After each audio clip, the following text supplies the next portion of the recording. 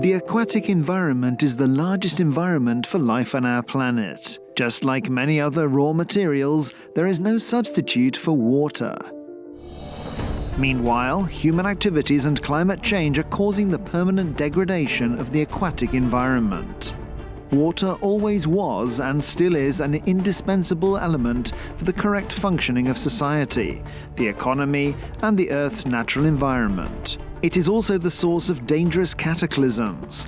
An excess of water leads to flooding, while a lack causes drought, together with its terrible deprivation. Rivers and lakes constitute a very important ecological corridor, and intensive biological life takes place in their waters. The aquatic environment still hides many secrets and is a great challenge for science. This is why constant scientific research is crucial to understand its many processes, but also to find innovative solutions which will not only save nature, but also improve its state. The 6th IAHR Europe Congress, Hydro Environment Research and Engineering, No Frames, No Borders, originally set to be held in Warsaw, is now held online. During our sessions, we connect with the PAS scientific centers in Berlin, Brussels, and Vienna. The Congress is being organized by the Polish Academy of Sciences, the PAS Institute of Geophysics, and the Warsaw University of Life Sciences, SGGW. The issue of the aquatic environment is considered in the context of ecology, economy, and infrastructure, among others.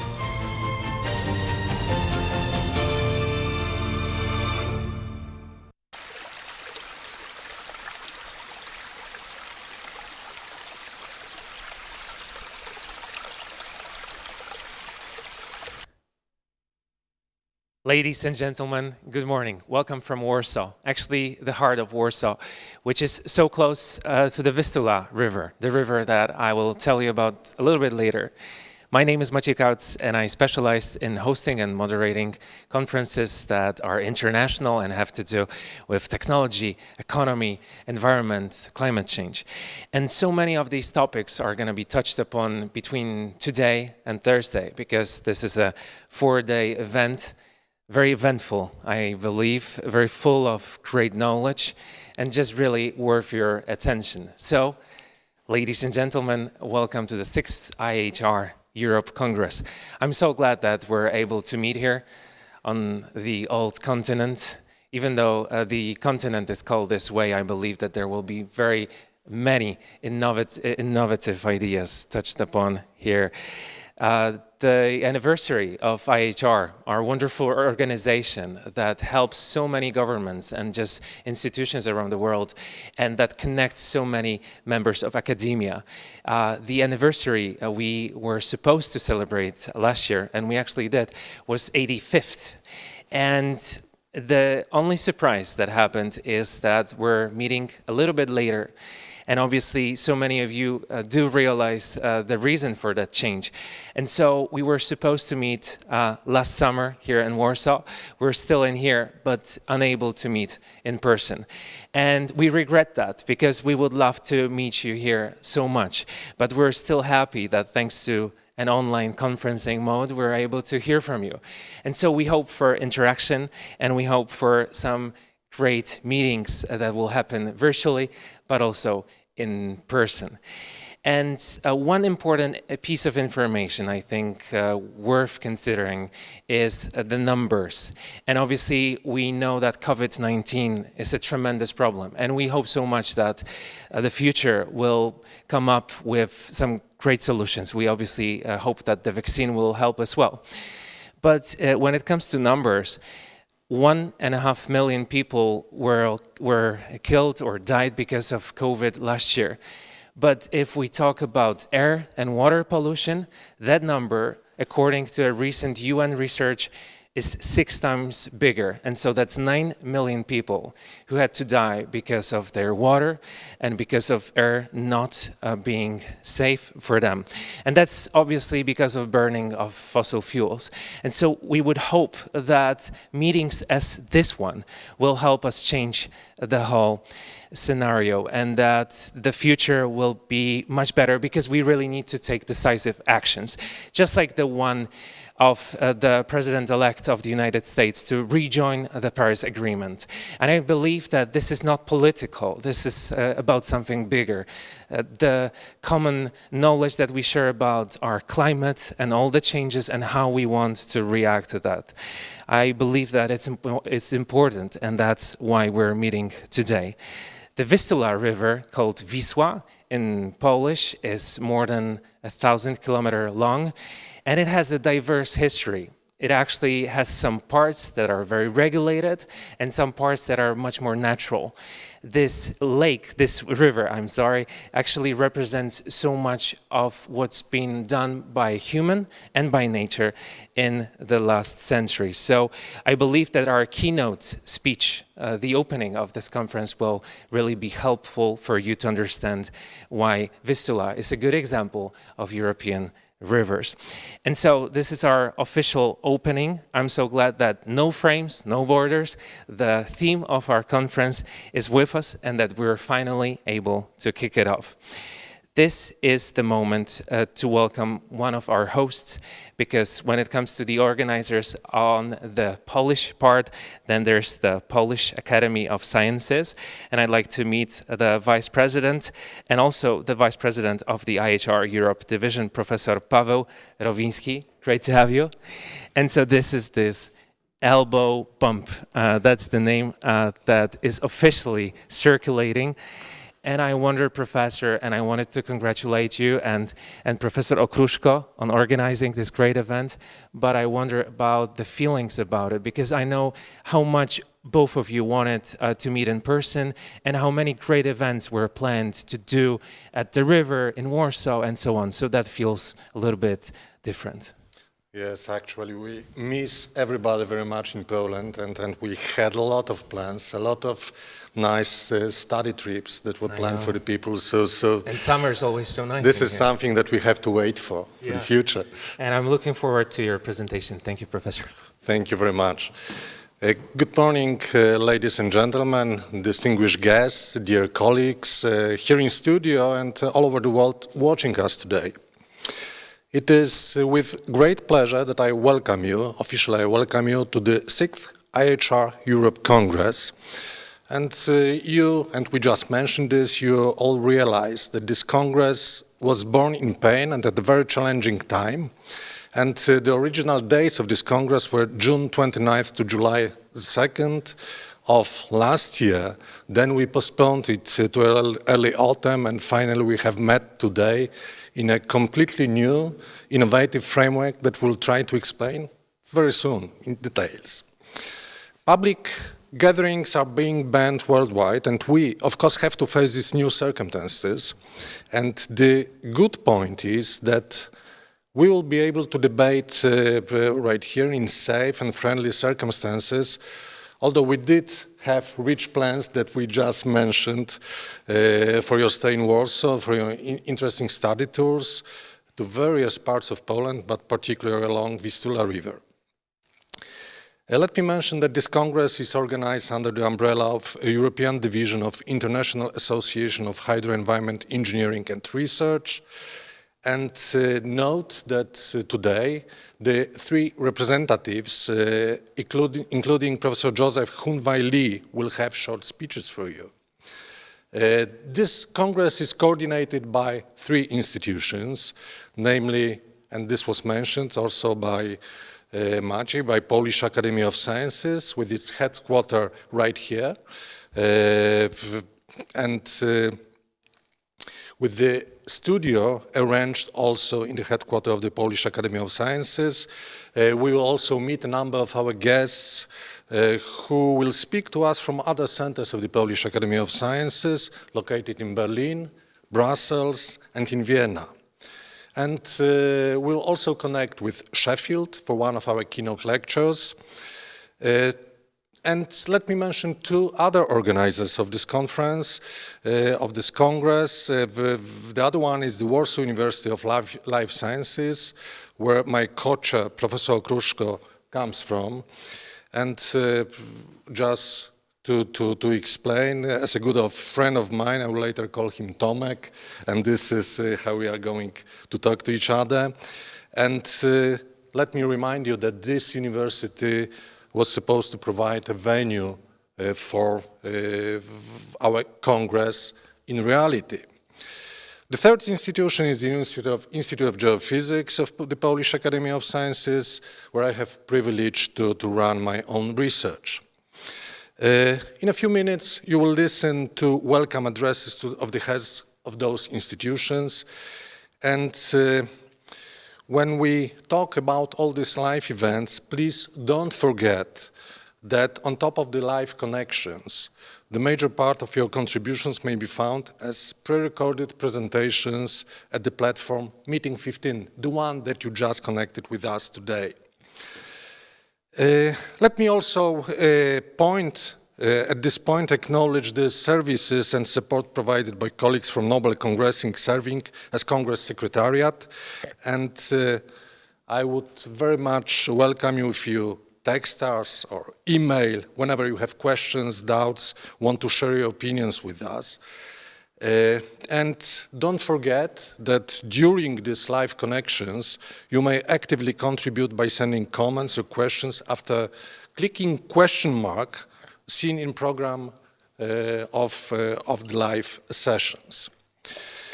And coming to the substance of the matter, in recent years, there has been serious widespread flooding within many of countries represented by you.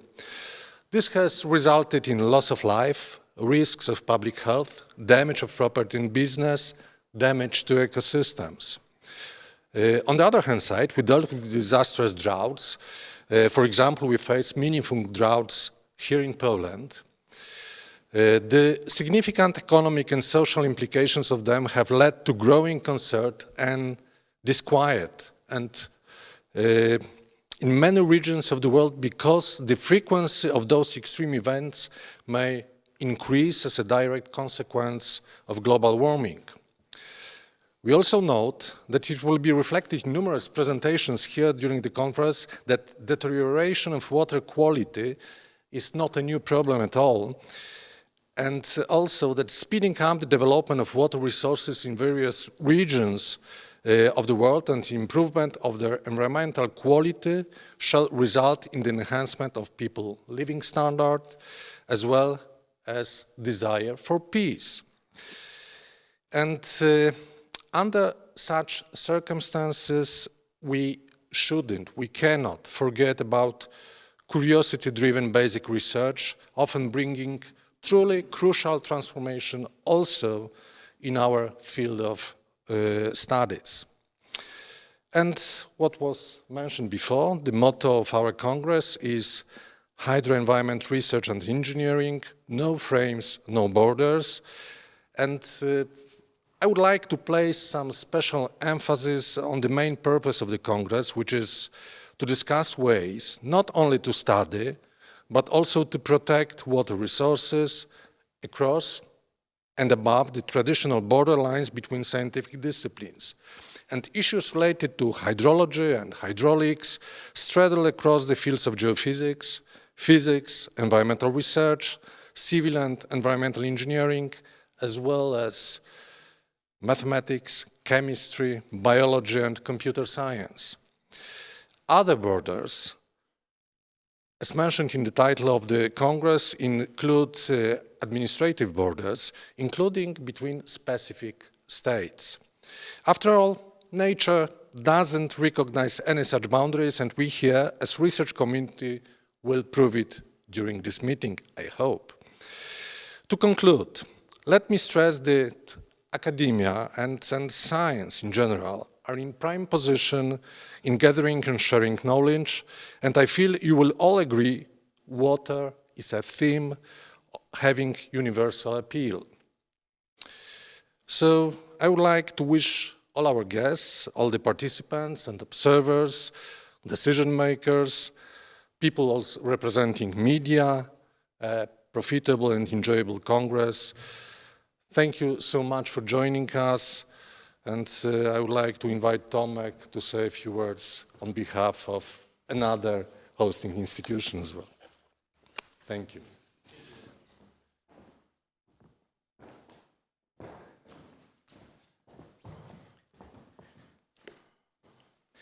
Good morning, ladies and gentlemen. Probably you expect me to start with the COVID-19, and you are right. But as we are the learning society, I think touching this global crisis, we would also have a look what we have learned from this crisis. And for me, there are two messages so far. First, the science matters.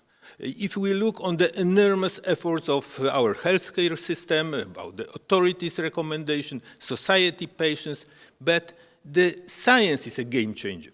If we are going to come to normal, it is mostly the effort of scientists and the power of transformation knowledge toward the solution, like vaccine or medicine. But I think we should also acknowledge the second lesson, the comparison of what I call science-based knowledge versus popular knowledge. If we think that hours in the laboratory, the years of study, brings the message which convinces the society, we are a bit naive. We might have been confronted by the internal feelings of people who are famous because they are famous, and their statement might cross over our findings. That's a new landscape of the societal behavior due to the social media, and we should start or learn better how to navigate over this new landscape. Why I'm bringing this lesson from the global crisis? Because you see also in number of our contribution, we call also for the hydro crisis on the different scales with the special attention to the climate change. So if I am back to what Pavo already started talking on frames and borders as a major theme of our Congress. First is about the Anthropocene era. I think we should change a bit our approach with the frame saying, first we study the natural processes, then on top of that, we bring some pressures and try to understand them and their impact.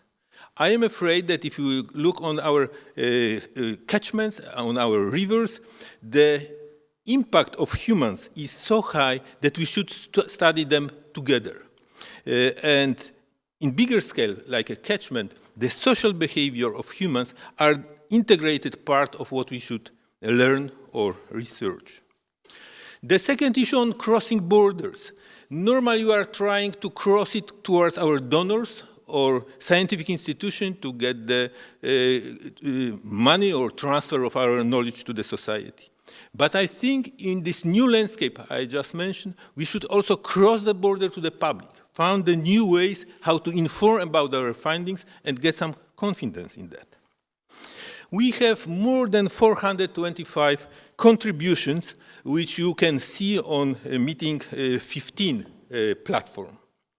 And they are very rich in those topics I just mentioned. Being on this, and let's try for a moment to be on this panel on meeting 15. Most of the information you see in the central part of the panel. There are our live meetings, webinars, and discussion. That we will try with Pavo to guide you through. But remember about this right side of the panel. Probably 80% of the knowledge we gather during this Congress are stored there. Enjoy looking there and finding the new topics. If I see about the biggest threat for our Congress, it's not the technology. I think we with the Nobel company, we will make it. But it's time sharing. The other obligation we have. The boss who is calling for some issues, friends or colleagues to repair the paper or to make the measurements. By the way, I am sure that at the moment you hear me, number of us looks on this with the left eye and with the right eye, killing the males. I do it often as well, and no, maybe now it's difficult. But then we often regret this, because the Congress is not only to get the knowledge. Those 4 days is a sort of a time for nutrition to our brains, to get new ideas, to make new findings or bringing the new network to our research. And the voting time during those 4 days for a bit more than watching our webinars, but also bringing more knowledge to ourselves, that is worth for those 4 days. So let me finish in the Twitter form: change frame, cross borders, enjoy. Thank you very much.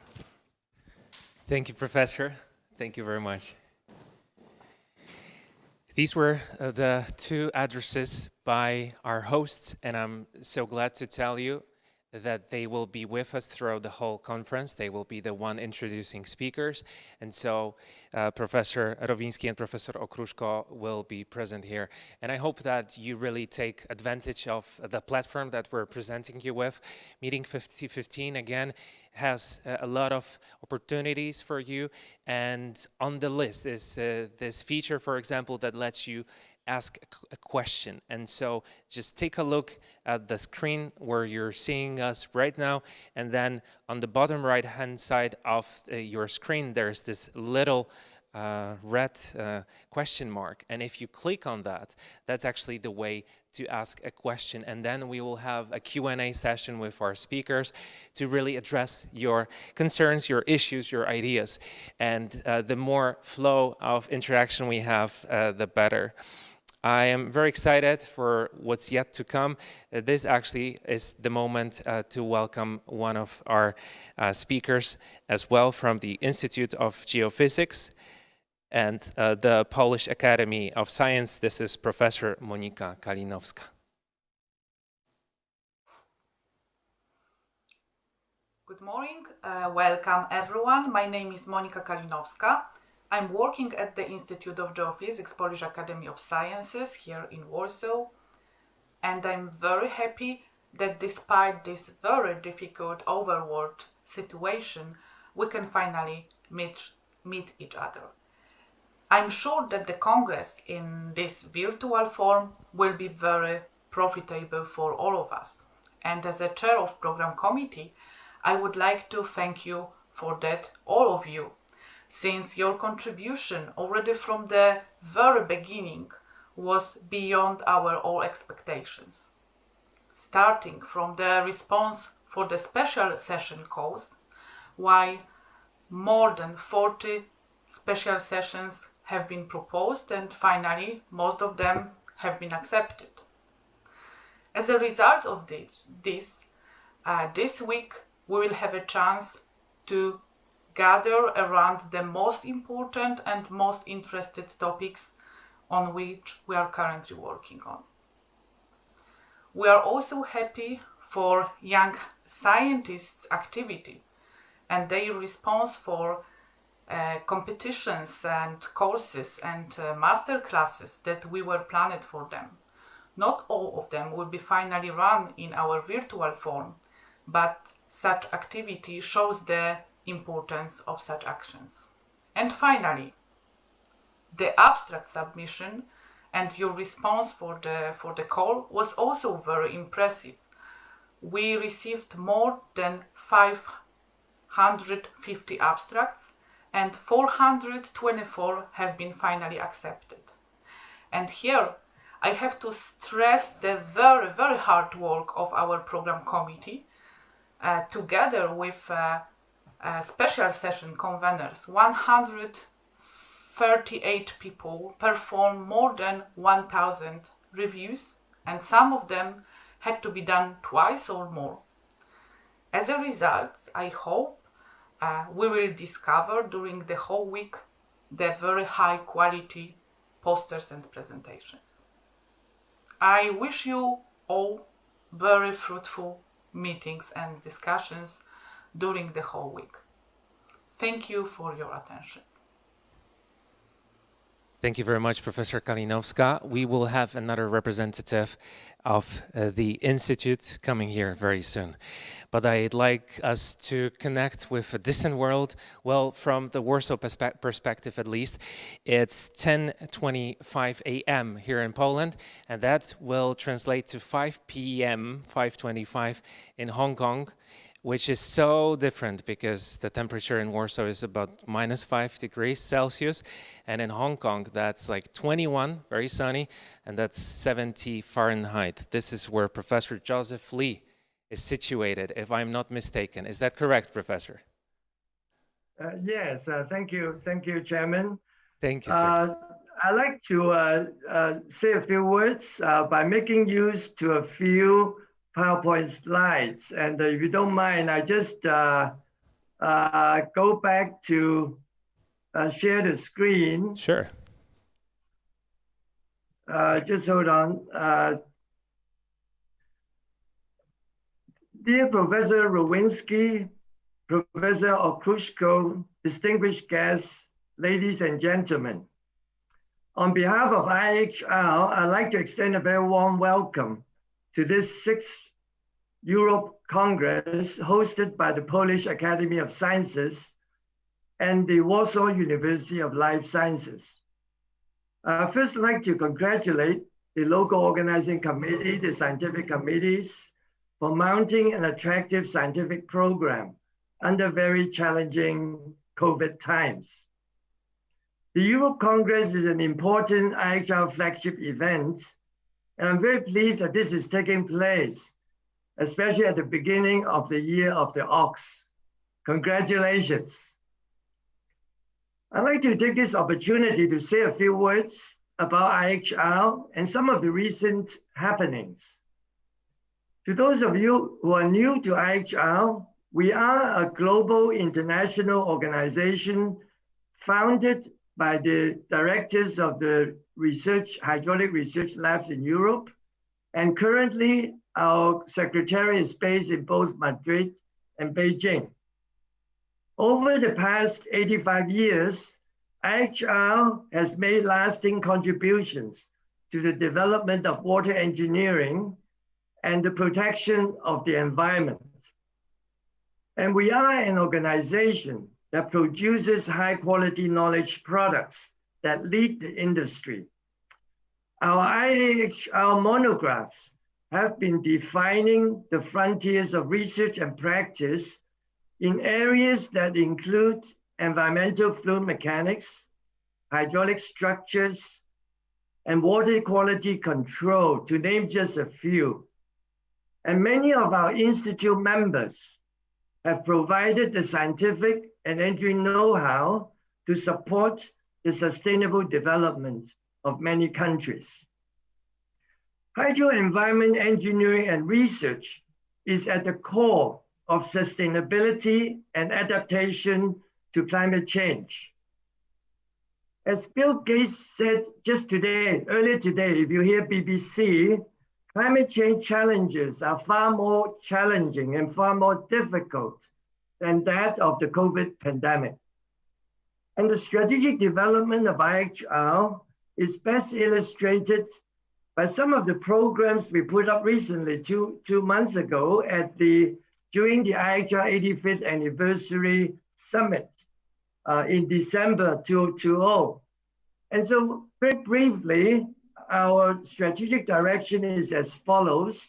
Building on the work of our technical committees, we would like to focus in 3 new areas: eco-hydraulics, AI and water, and Africa. And on eco-hydraulics, we would like to promote frontier research and forums on nature-based solutions and expanding the scope of the Journal of Eco-Hydraulics. And I'm glad to see many papers in this area in this Congress. On AI and water, despite the rapid developments in AI, the penetration of AI in water is still in its infancy. I think there are many, many opportunities in innovation and entrepreneurship for our younger members.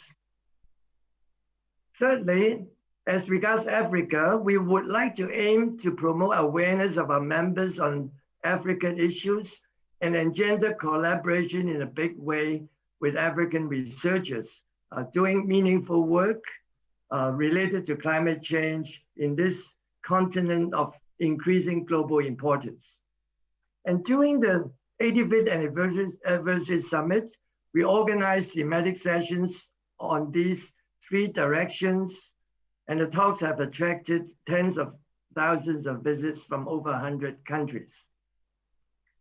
Now, this brings me back to the theme of this Congress, No Frames, No Borders, conveys a vision of interdisciplinary approaches that are needed to address issues of ecohydraulics, AI and water resources management. And yet it's not easy. Every vice president for research has this on his agenda, how to foster interdisciplinary research. And yet I would suggest it's a very difficult agenda.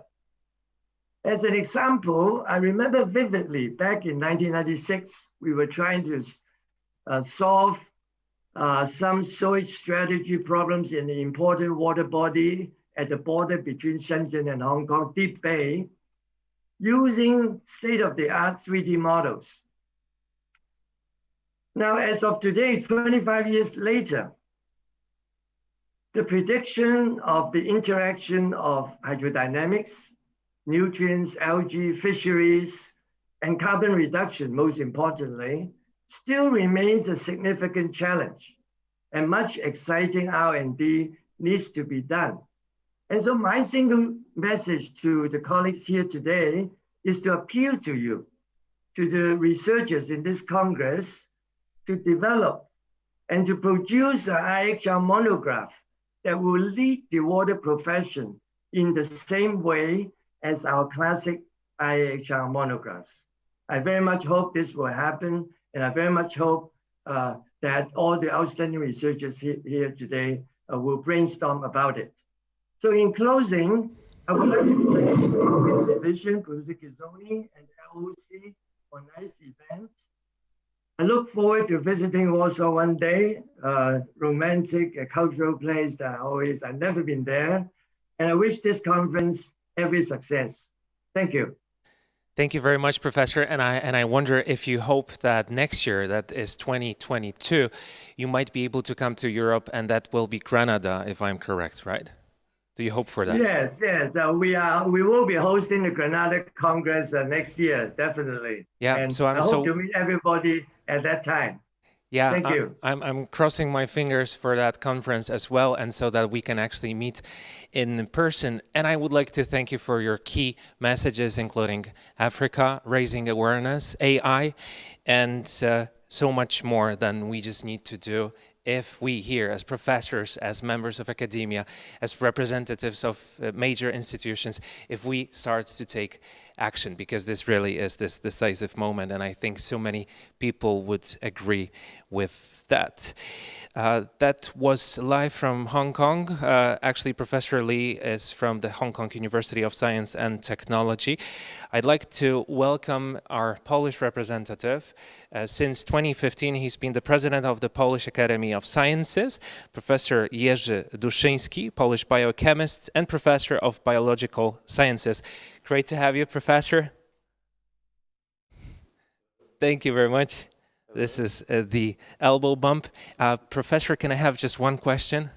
Yes. So I know that Professor Lee has been working and studying in the US for quite some time. And I know that you worked at a fellowship in the United States in Pennsylvania as well. Yes. And this is a truly international conference. So tell me, please, what do you expect of it? And why do you think the international factor is important? And please just use this mic. If you... Sure. I will... I know. Take my mask. Yeah. I'm sorry about that.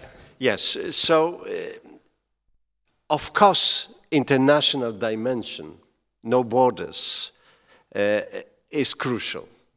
Science is now international. This is how we work with COVID-19 crisis.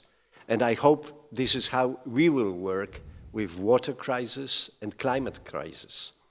It is not the task for one nation, it is not task for one continent, it is global task. I agree, Professor. Do you hope that the times when you've been able to travel a lot as a scientist will be back? I'm after first vaccination. Great. In 2 weeks, I will be after the second one. Wonderful. And then I hope that will allow me to travel. I hope so too, and my best wishes to you, Yes. and thank you for being with us. Yes. So, distinguished colleagues, dear organizers, dear friends, this is a great privilege to speak to you. This is a great privilege to be able to open this very important event. We tried to bring you here to Poland, and successfully, 3 times. So finally, we came to you. Unfortunately, without all these gossips at the corridors, without all this atmosphere of the Congress. But the science remains. And I'm absolutely positive that that will be the step to discuss very important issues that I'm also looking forward to be solved, not in one step, but many, many, many steps, because this is very long perspective goal and very international. Thank you very, very much for participating in this event. I wish you good luck, very fruitful discussions, inspirative talks, and I hope that one day we will bring you to Poland, we will bring you to Warsaw, we will bring you to the Polish Academy of Sciences. Thank you very much. Good luck. Thank you very much, Professor. Appreciate it.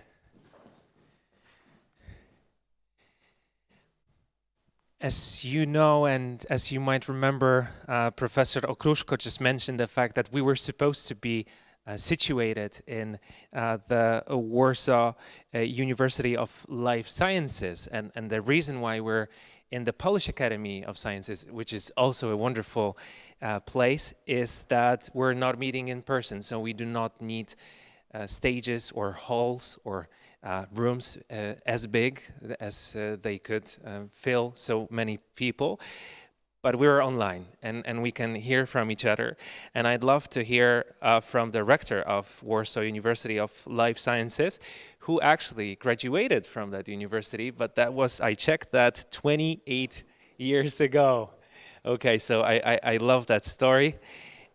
And just one personal note, I know that you, Professor, are a second-generation forester. Yes, sir. So please tell the audience what that means. Okay. Thank you very much. Ladies and gentlemen, welcome to Warsaw. I would love to say welcome to Warsaw University of Life Sciences, but unfortunately we are not there. It's a great privilege to welcome you to this 6th Europe Congress of International Association of Hydro Engineering Research.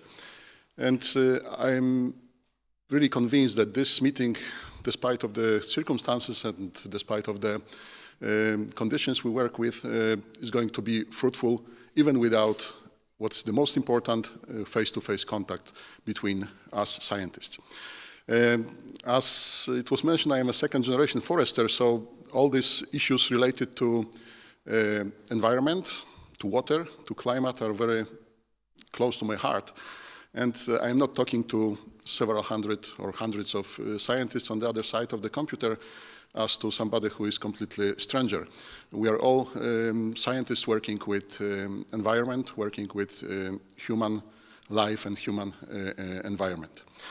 As I mentioned, we've tried to bring you here to Warsaw University of Life Sciences a few times. And it's a real joy to host you using this technology. But this joy is really faded by the fact that you are not able to see what you were supposed to see here in Poland. Poland is the place, the country to come for environmental issues, environmental topics, both from the point of view of specialists who work here and the environment we can observe. Warsaw is the city to host such an event.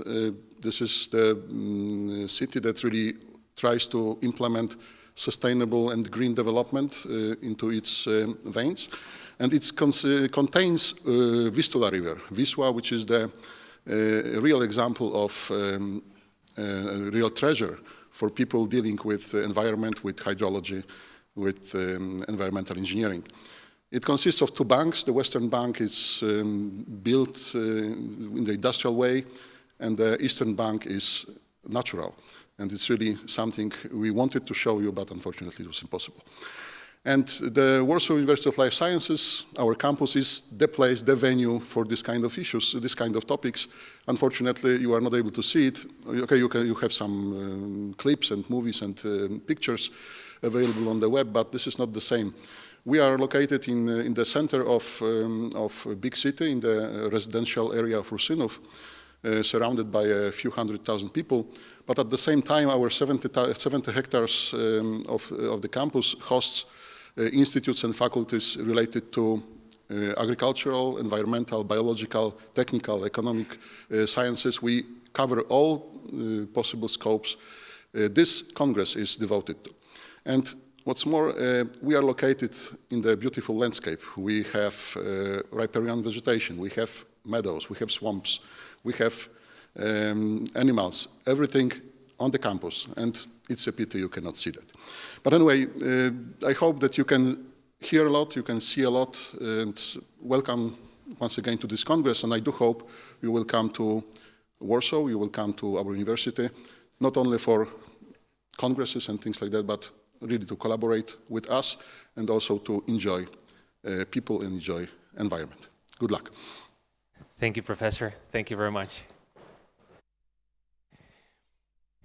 And speaking of passion that can be passed from one generation to another, Professor, I've read that one of your daughters has also graduated from the Warsaw University of Life Sciences, so there's a chance, ladies and gentlemen, that there will be a third generation forester in Poland. We shall see. Maybe we'll find out about that till the end of the conference.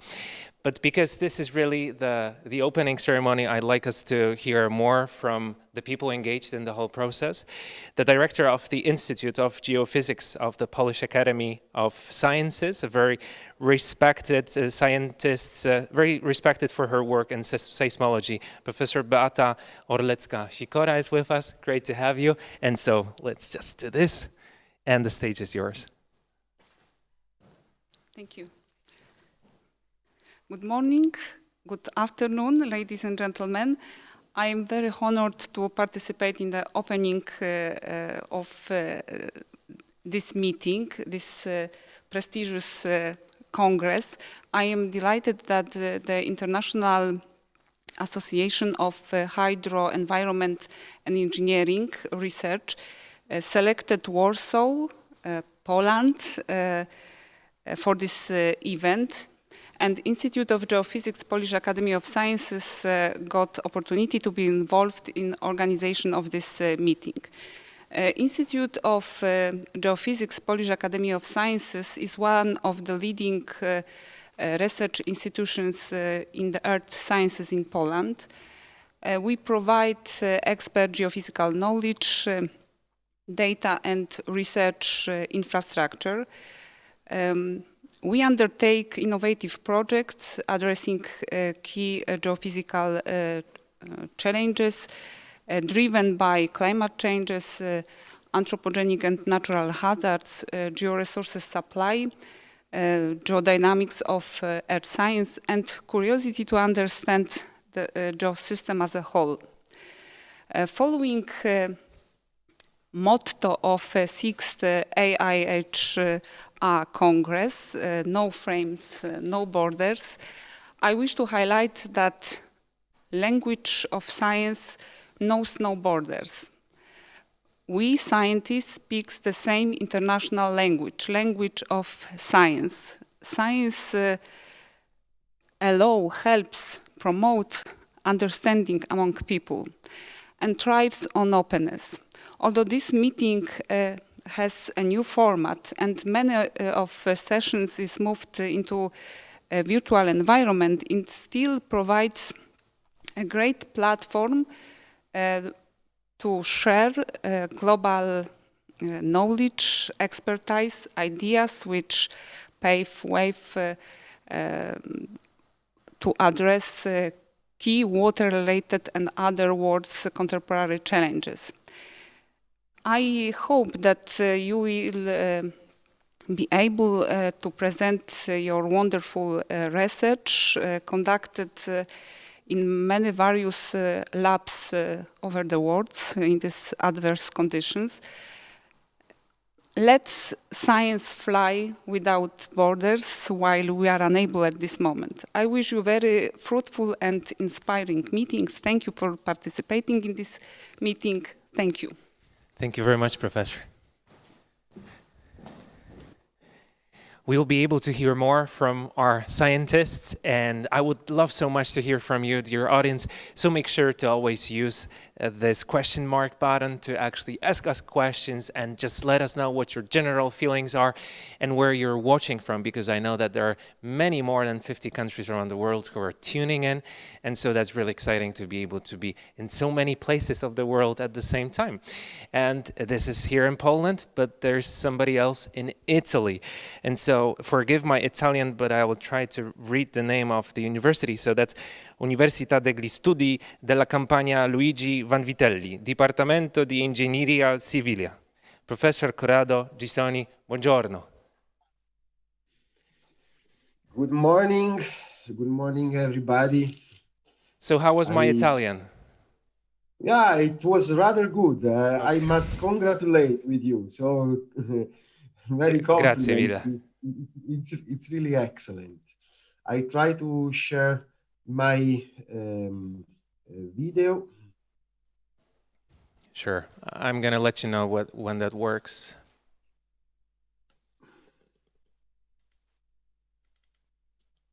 It was working before. I just wanted to say that Professor Gisoni specializes in supercritical flow, and right now it will be supercritical to see if his screen is being shared. Now let's see what happens next. Professor? Yes. Do you have now my presentation? Let me check. Yes. Success. Thank you, sir. Thank you very much. Thank you very much. So, illustrious colleagues and delegates, it is my huge pleasure and honor to welcome this distinguished audience to the sixth edition of the European Congress of IAHR. Europe is the second largest community within IAHR after the Asia-Pacific Regional Division. The European is one of the regional divisions of IAHR, as it will be explained by the Executive Director, Dr. Tom Su, who we welcome you on behalf of the whole association in a few minutes. Among the regional divisions, the European is the youngest. Even if Europe was the cradle of IAHR, the oldest international association founded in 1935, involving hydraulic researchers and water engineers. When almost 4 years ago, the leadership team met in Naples and decided, among other issues, to select Warsaw as the location of the 6th European Congress of IAHR, nobody could even imagine of what was going to happen in 2020.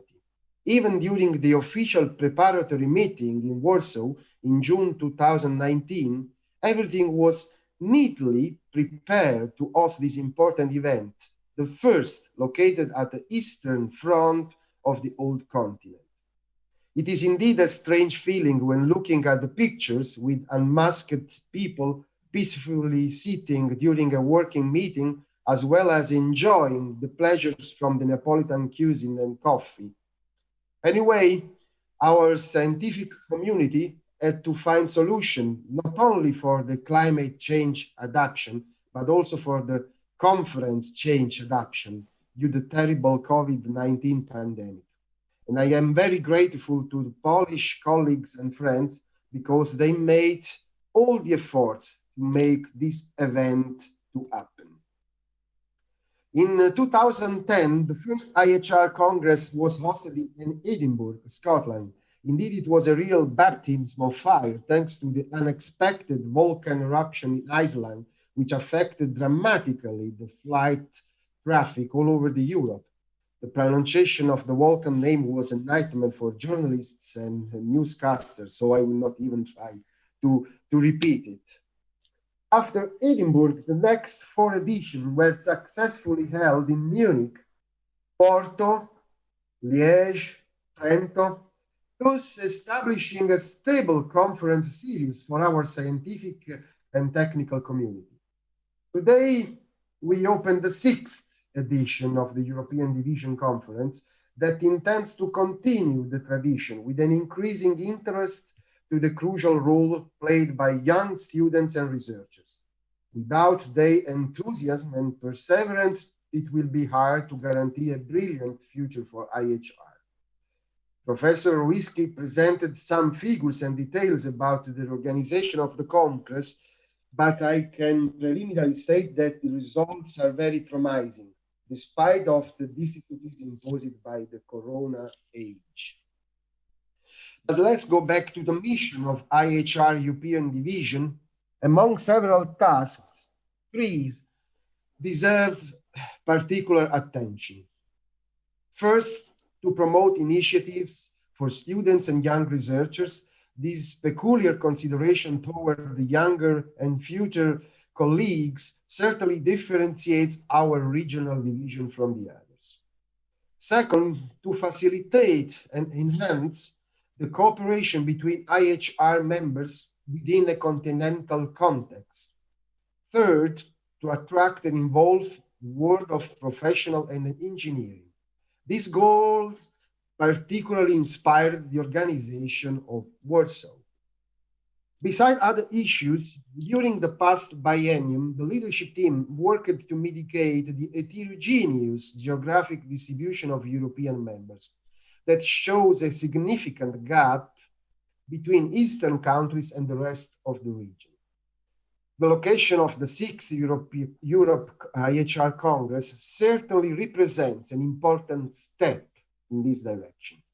The IHR family, and particularly the European Division, look forward to support the activities of researchers and professionals operating in Eastern Europe countries. An important initiative was established during the 5th conference in Trento in 2018. The Young Scientist competition for the best presentation, entitled to Professor Gerhard Jirka, who prematurely passed away on the 14th of February 2010. This is just yesterday, 11 years ago. I strongly encourage the young researchers to apply and run for this award, and will be looking forward for the announcement of the 3 young awardees that will be awarded during the closing ceremony. The agenda of the European Division includes other important items. We definitely need to establish closer contact and interactions with the European Commission. Our community expresses worldwide renowned experts in the field of hydraulic and environmental engineering. We are expected to contribute to the implementation of the recovery plan for Europe. It is the largest package ever financed through the EU budget to rebuild a post-COVID-19 Europe. A total of 1.8 trillion euro will be invested to set up a new old continent. A new old continent is supposed to be greener, more digital, and more resilient. Secondly, the harmonization of the European system of education is also a crucial problem to be challenged in the near future. Some progresses have been made, but there is still much to be done to optimize the formation and education, with particular reference to hydraulic and environmental engineers. These and other activities are systematically circulated through our periodic newsletter. This is Newsflash Europe, that reaches several thousand recipients every month. You are warmly invited to subscribe. It's free. Before closing my opening speech, it is my pleasure to shortly remind and introduce you the members of the leadership team. Soon after the conference, we will start the procedure for the election of the new leadership team of the European Division for the next biennium, according to the association bylaw. Let me thank the actual members for their contributions and cooperation. The European Division is struggling to recruit new leadership team members whose competence and commitment will be fundamental to achieve the numerous and important goals. I warmly invite you all to support us with your valuable work and ideas. Your contribution is indispensable to step further.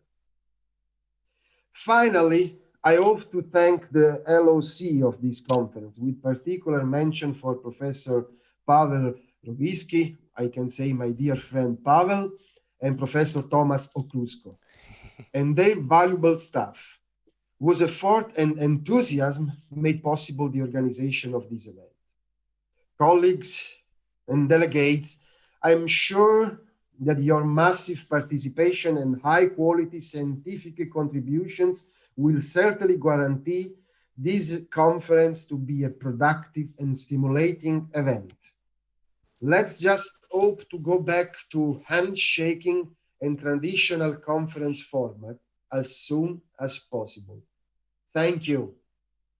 Thank you very much, Professor. I so much hope for a proper handshake. I hope that it's coming very soon, not in a very distant reality.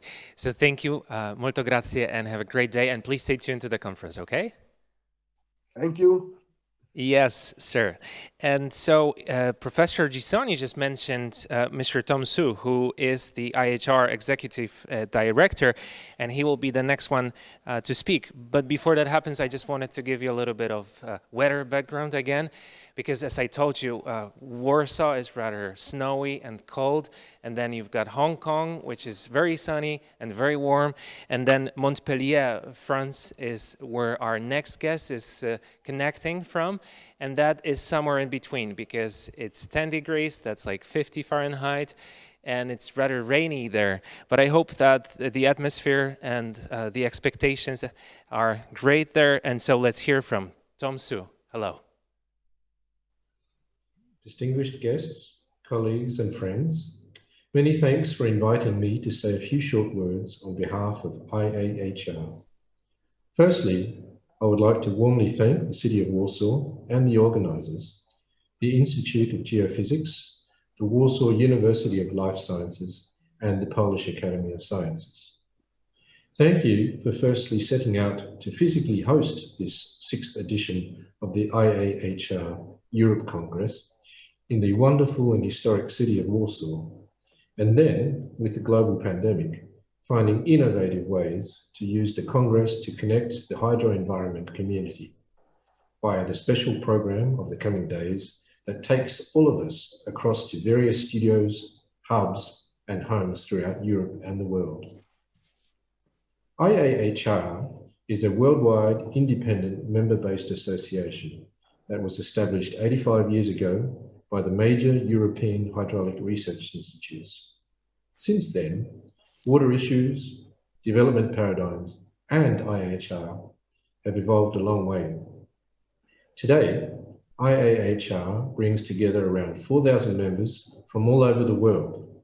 IAHR has regional divisions in Europe, Latin America, Asia Pacific, and Africa, and some 30 or so technical committees and working groups.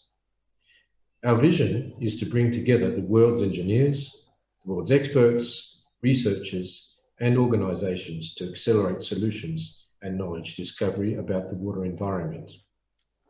We seek to do so via 4 main areas. 1, providing a world-class networking and knowledge sharing platform. Secondly, by inspiring and disseminating publications and state-of-the-art thinking. Third, by convening events that set and contribute to global agendas. And fourthly, by acting as a global voice for the hydro environment sector. I congratulate the organisers of the 6th IAHR Europe Congress for organising this week's important event. This is an important milestone for achieving this mission, and I look forward to the coming days and the outcomes. In order to build on the IAHR Europe Congress, I shall use this opportunity to announce that from 5 to 7 July, IAHR shall be holding its inaugural online forum.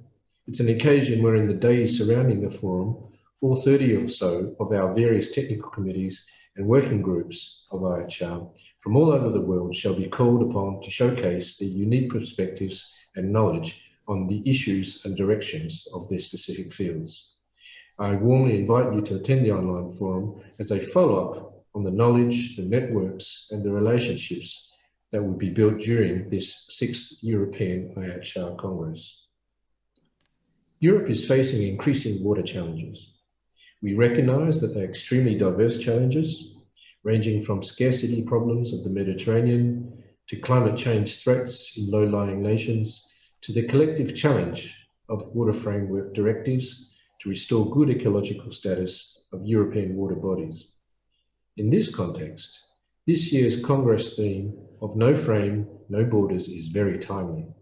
This calls for a cross-cutting approach, an approach that engages thematic areas, that traverses disciplines from hydrology to hydraulics, and is able to share the latest knowledge and practice perspectives at both local levels and the basin-wide level, as this is the only way to guide us towards concerted and sustainable solutions. I understand that there are hundreds of presentations on hydro-environmental issues that will be made in the coming days from many different countries, not only from Europe. I shall look forward to listening and learning from colleagues about the innovations and ideas to address those challenges. Ladies and gentlemen, let me end by expressing my gratitude to Congress co-chairs Pavo Ravinsky and Thomas Okrusko, the program, organising committees and staff, as well as the IAHR European Division, for their unwavering energy and commitment to bringing us this event.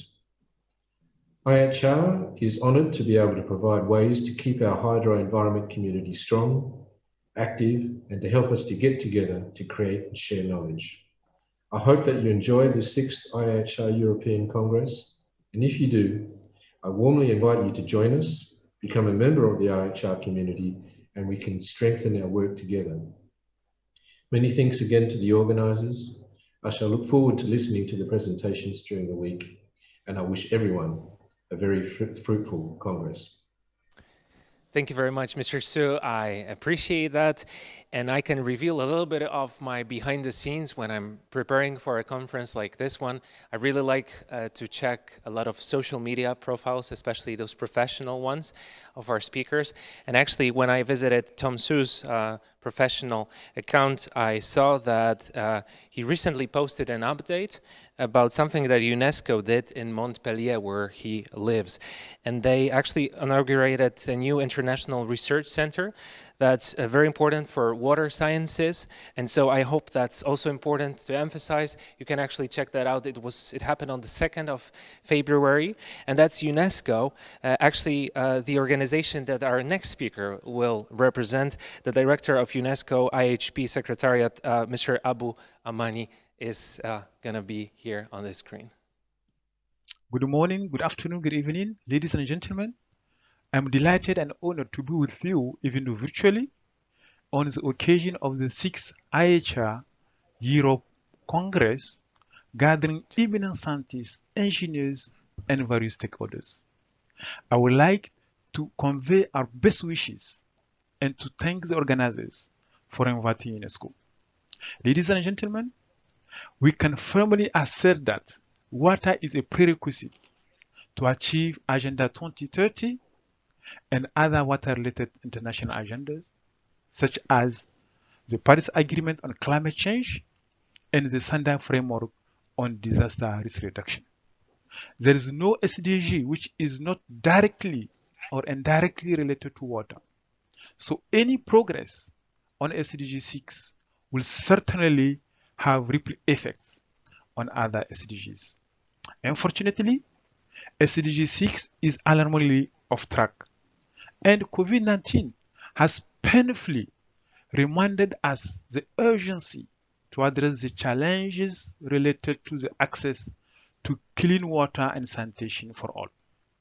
Massive investment on water for infrastructure, improved knowledge, innovative approaches, human capacity development are needed, particularly in developing countries, in order to accelerate the implementation of SDG 6.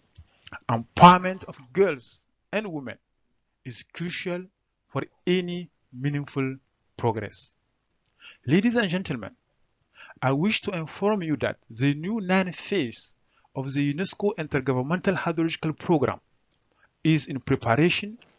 We focus on science for water secure in a changing environment, building on its previous phases and particularly on the current 8th phase on water security.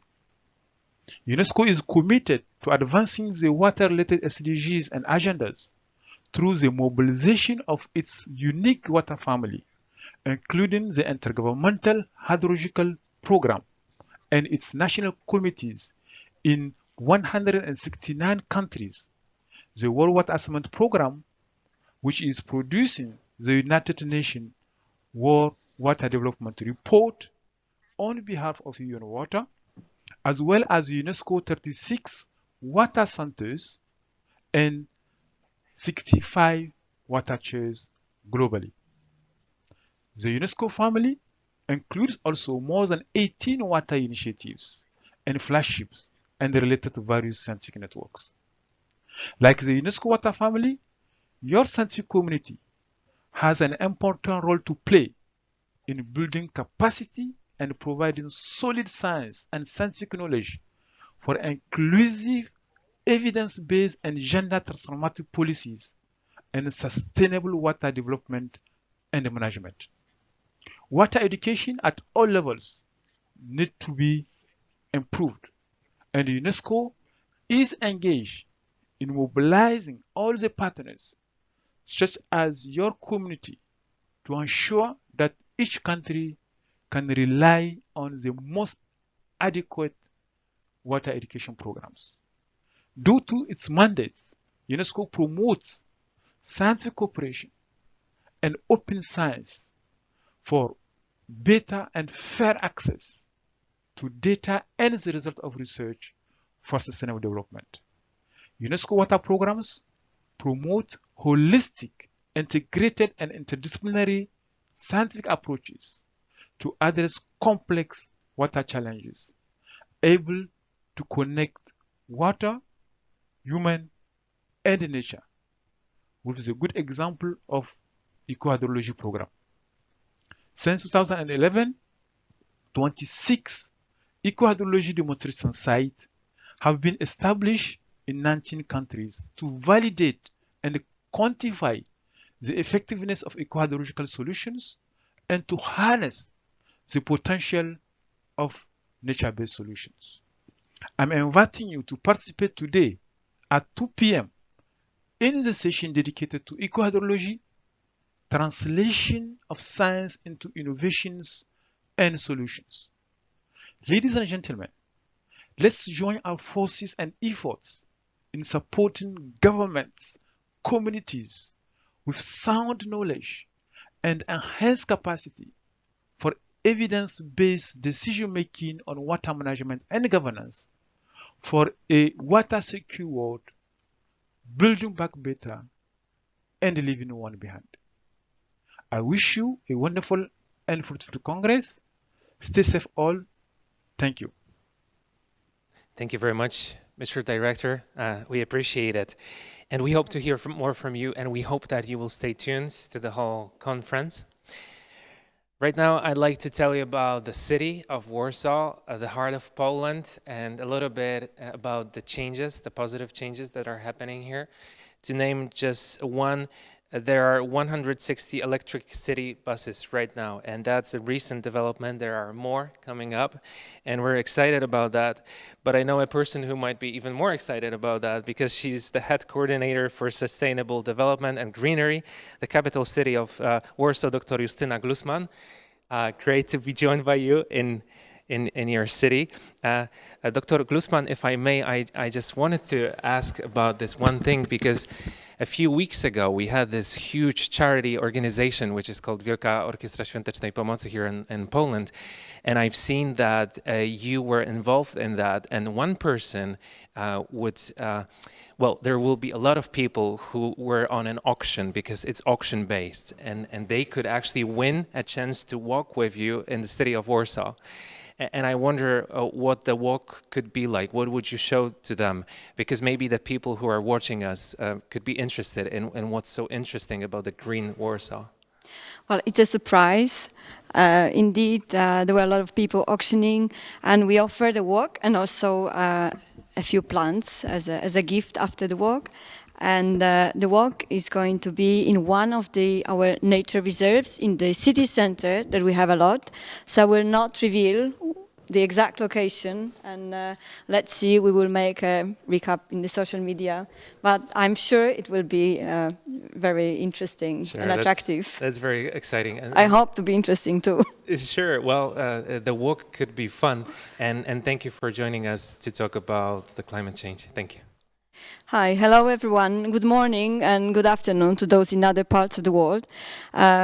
Dear participants, guests, and organizer, I'm very happy to see you all in Warsaw, although virtually today. I would like to tell you a little bit of the context we are operating as City of Warsaw authorities, and also recap on a few developments that we have introduced during these last 2 years. Well, Poland has been often described as a Europe's desert. Actually, there is this claim that Poland is having as little water as Egypt. This is not entirely true, as per capita we have more than 3 times water than Egypt. Nevertheless, as Supreme Audit Office described exactly as Poland as Europe's desert. Namely, we cannot be quiet, we cannot sleep quiet. We do need to focus on water management as one of the priorities at the national level as well as the local governments. So the ongoing climate changes make sustainable development policies, water management, as well as retention, the key policies also from the perspective of Warsaw.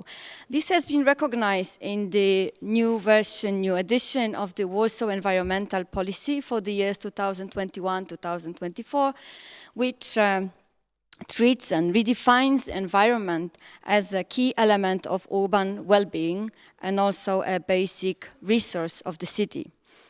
So environmental policies based on nature conservation are treated now as the investment for the future, as well as vehicle for long-term sustainability leading to a better life quality.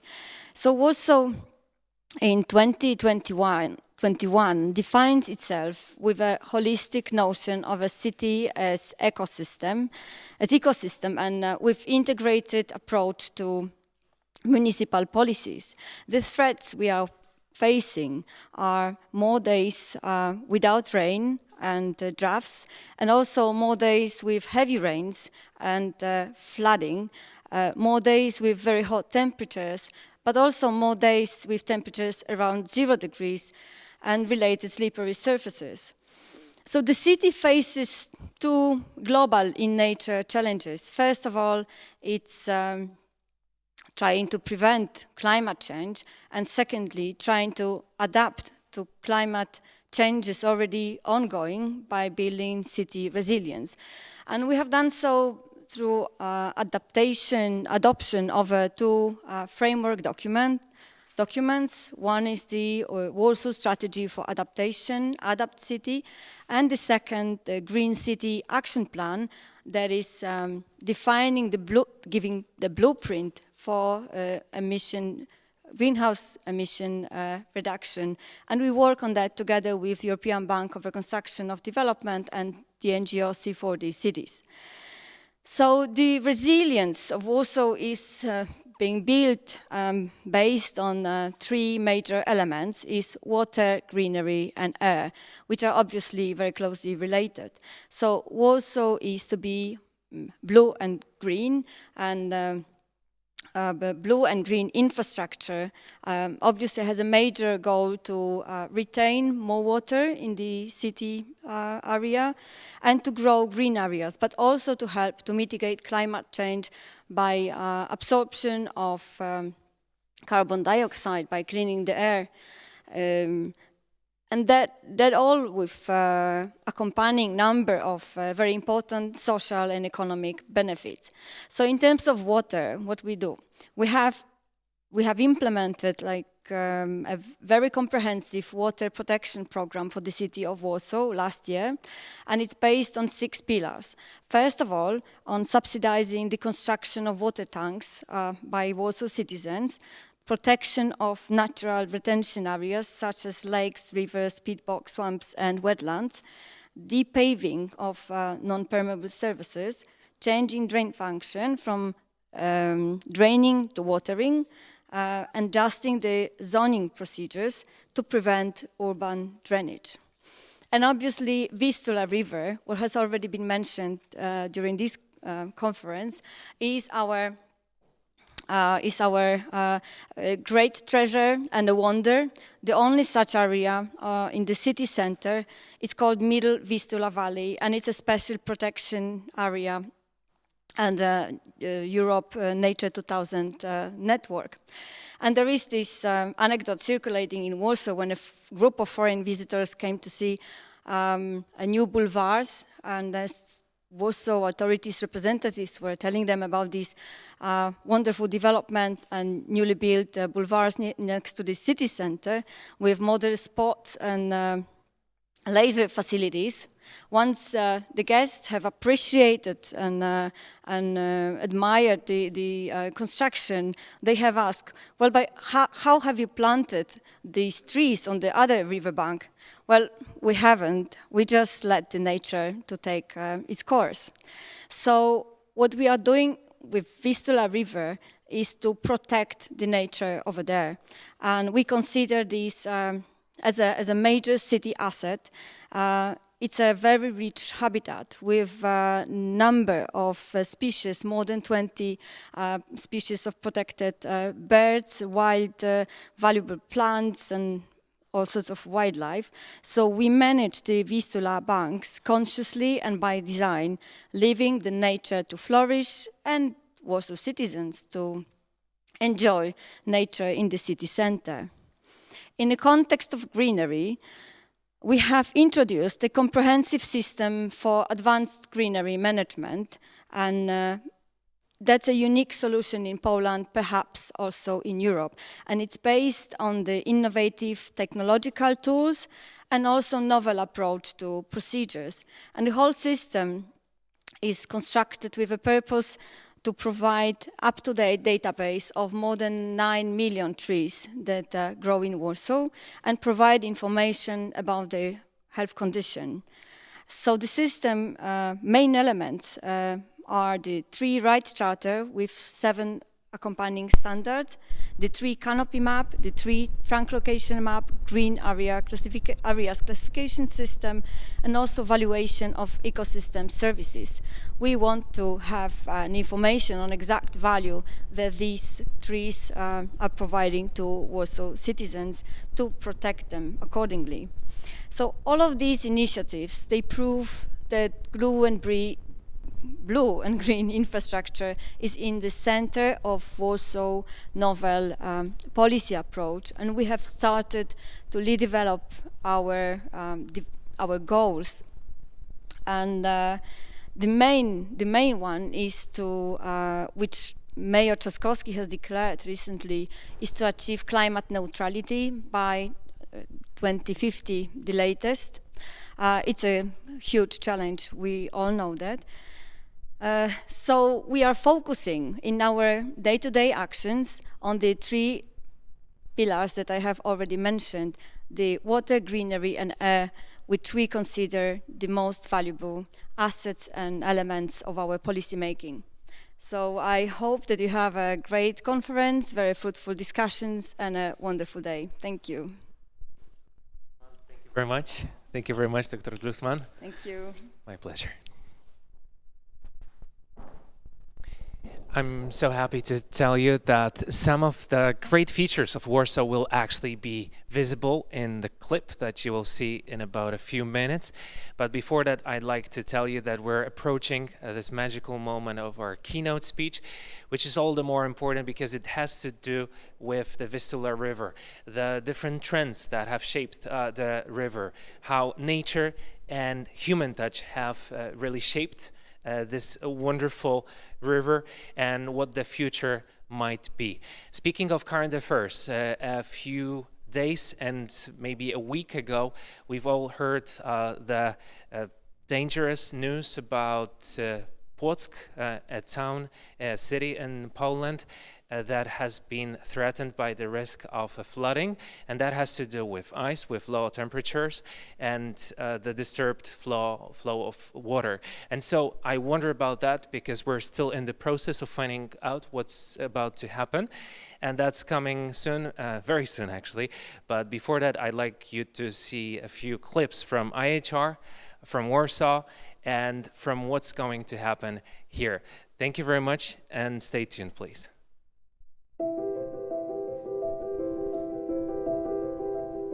The aquatic environment is the largest environment for life on our planet. Just like many other raw materials, there is no substitute for water. Meanwhile, human activities and climate change are causing the permanent degradation of the aquatic environment. Water always was and still is an indispensable element for the correct functioning of society, the economy, and the Earth's natural environment. It is also the source of dangerous cataclysms. An excess of water leads to flooding, while a lack causes drought, together with its terrible deprivation. Rivers and lakes constitute a very important ecological corridor, and intensive biological life takes place in their waters. The aquatic environment still hides many secrets and is a great challenge for science. This is why constant scientific research is crucial to understand its many processes, but also to find innovative solutions which will not only save nature, but also improve its state. The 6th IAHR Europe Congress, Hydro Environment Research and Engineering, No Frames, No Borders, originally set to be held in Warsaw, is now held online. During our sessions, we connect with the PAS scientific centers in Berlin, Brussels, and Vienna. The Congress is being organized by the Polish Academy of Sciences, the PAS Institute of Geophysics, and the Warsaw University of Life Sciences, SGGW. The issue of the aquatic environment is considered in the context of ecology, economy, and infrastructure, among others.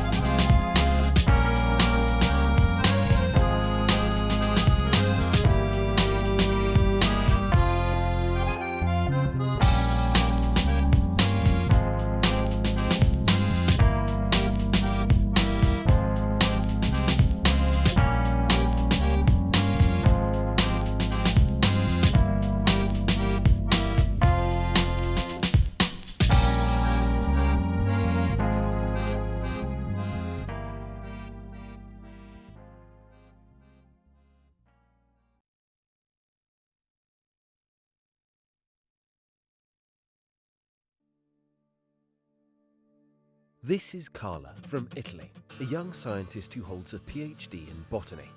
And this is Chang from China, who has just obtained a PhD in contemporary history. They're interested in pursuing a research career abroad. And here comes Pacific, the Polish Academy of Sciences Individual Fellowships, Innovation and Creativity. The program offers 2-year postdoctoral fellowships at one of the 69 leading institutes at the Polish Academy of Sciences. Sounds interesting, but Carla's wondering what exactly the program provides. Applicants choose one of 69 specialized institutes within the Polish Academy of Sciences. As a prestigious scientific institution with a long tradition, the PAS offers scholars access to excellent research infrastructure, including state-of-the-art laboratories, polar and field stations, libraries and botanical gardens. Moreover, the Pacific program provides a variety of career development opportunities such as workshops, training and mentoring. But Chang doesn't know how much time he'll have to work on his project in Poland. Quite a lot, in fact. Each Pacific Fellowship lasts for 2 years. But Carla is not sure she can cover her research costs in Poland. She shouldn't be worried. The program offers a research budget of up to €93,000 per project. Okay, but will Chang be able to support himself in Poland? Of course. The program provides fellows with a net monthly allowance of €2,500.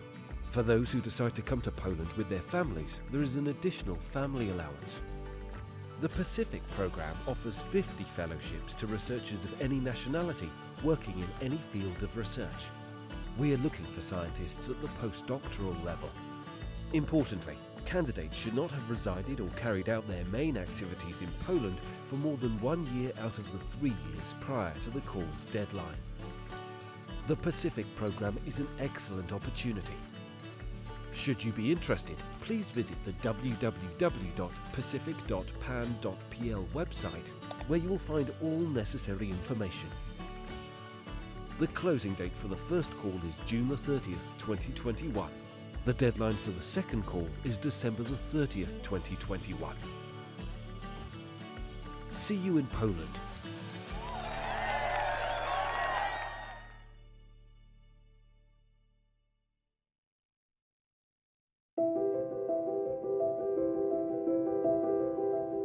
The aquatic environment is the largest environment for life on our planet. Just like many other raw materials, there is no substitute for water.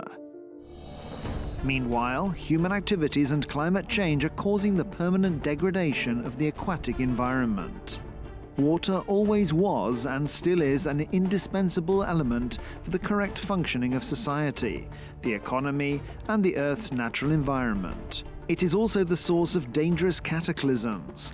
An excess of water leads to flooding, while a lack causes drought, together with its terrible deprivation. Rivers and lakes constitute a very important ecological corridor, and intensive biological life takes place in their waters. The aquatic environment still hides many secrets and is a great challenge for science.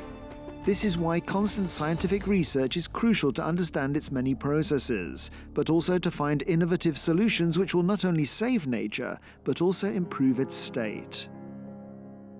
The 6th IAHR Europe Congress, Hydro Environment Research and Engineering, No Frames, No Borders, originally set to be held in Warsaw, is now held online. During our sessions, we connect with the PAS scientific centers in Berlin, Brussels, and Vienna. The Congress is being organized by the Polish Academy of Sciences, the PAS Institute of Geophysics, and the Warsaw University of Life Sciences, SGGW. The issue of the aquatic environment is considered in the context of ecology, economy, and infrastructure, among others.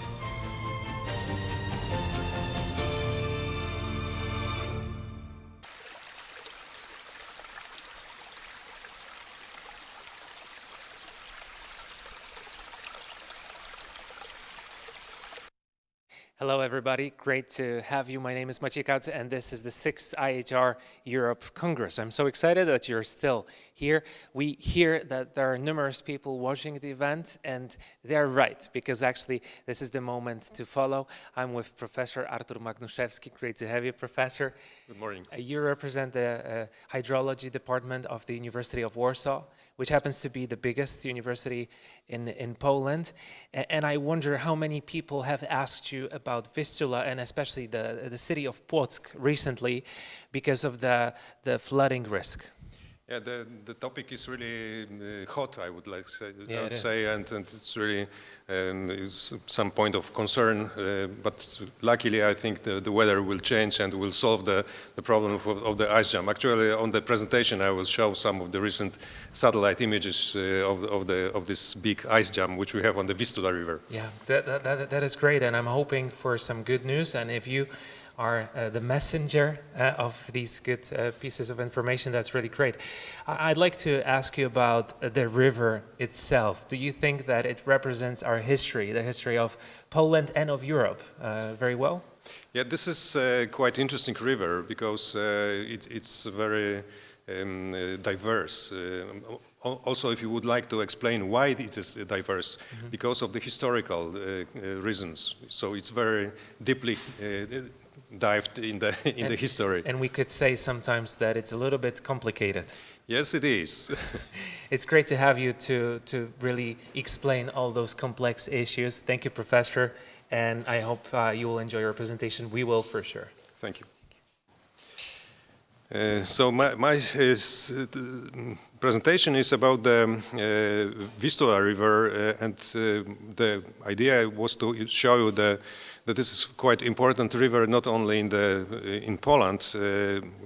This is the biggest Polish river, but also I was trying to show you that this is quite important river in the European context. So let's have a look on the map. The size of the catchment is 190,000 square kilometers. It's a very Polish river, I would say, because 87% of the catchment is located on the territory of Poland, which makes water management a little bit easier because we can control all the main tributaries, so all the catchment is in the territory of Poland. Looking on the catchment and let's say the relief of the catchment, this is very typical lowland river. So 75% of the catchment is located on this big European lowlands. The elevations are not high, 100, 300 meters. This is the highest elevations. Only in the south, maybe I show it on the graph. Only in the southern part or the mountain part of the catchment, we have the Tatra mountains. We have the elevation of Gerlach peak, which is 2,600 meters above sea level. Now let's have a look on geological structure, because it's maybe also interesting to imagine that this is quite a big river, and the way it flows from the Tatra mountains to the Gulf of Gdańsk to the Baltic Sea is very much controlled by the geological structure of these big geological formations which we have in Europe. So looking on the south, we have the belt of the Carpathian Mountains, and then on foot slopes of these Carpathian Mountains we have the big valley, which is very important because somehow it concentrates the runoff created on the catchments on the Carpathian rivers of tributaries. Then we have a quite interesting feature, because the middle and lower part of the river is very much controlled by the big tectonical structure, marginal synclinorium, which is between this oldest Precambrian rocks laying deep in the bedrock, and this is some kind of valley which is controlling the flow of the river. And finally, we have some lowerings in this Precambrian rocks in this East European platform, which makes possible for Vistula to reach the Bay of Gdańsk. Very important for history of the formation of the river is the Quaternary period, when Poland was glaciated. Maybe it's also worthwhile to mention that the name of this last glaciation is called Vistulian. This is the name of this last glaciation. Here it's shown as this green line, and somebody could say, why it's the name related to the Vistula River.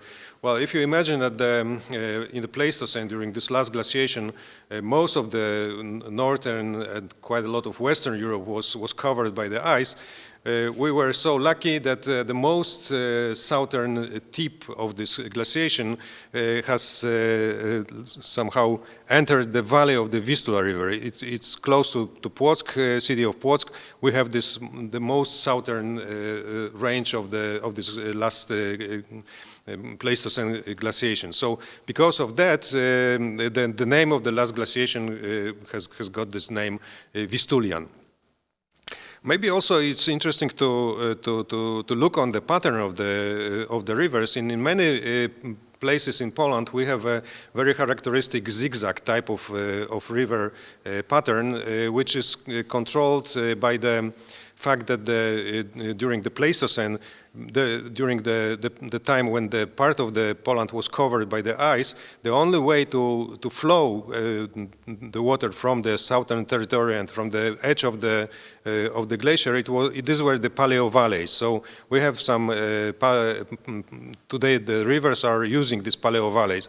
And in this period of Vistulian glaciation, maybe it's also kind of interesting that Vistula was the longest river in Europe, because the fact that the Baltic Sea was covered by the ice, there was possible only the flow of in this paleo valley. So the Vistula was collecting the water from the margin of the glaciation, also from the south, and then it was flowing through this Berlin-Eberswalde paleo valley through Berlin, and it was discharging in the North Sea. So quite interesting also to imagine that it was a time when Vistula was also the longest river in Europe. This fact that we have this very recent history of glaciation is also explaining the fact that the Vistula, in the sense of geological time, is a very young river, because the last glaciation has ended 10,000 years ago. So it's in the geological scale, it's just a second in the whole scale of geological processes. So Vistula also somehow heritage the forms and the sediments which has been created in completely different environment by transport of this Pleistocene glaciers.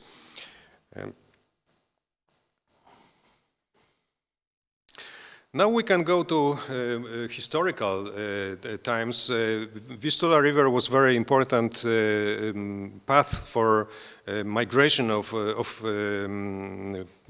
people during the Roman time, and also during the Viking time.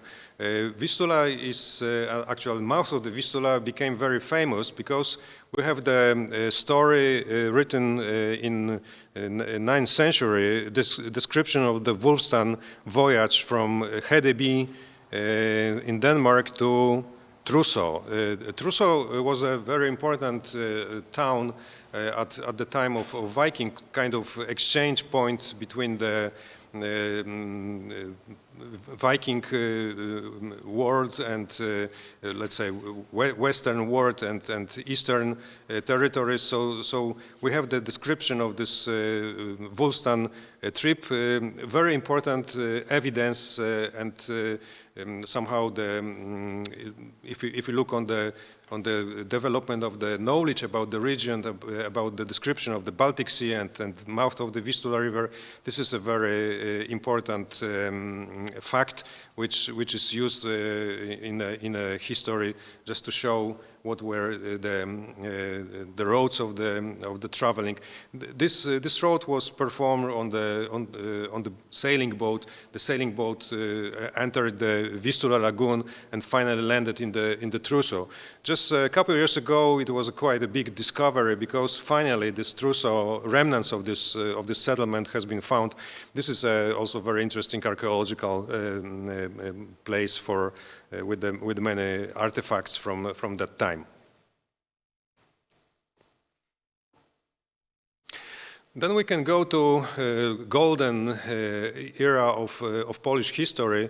We are speaking about the 17th until the 18th century, when there was a huge water transport on the Vistula River.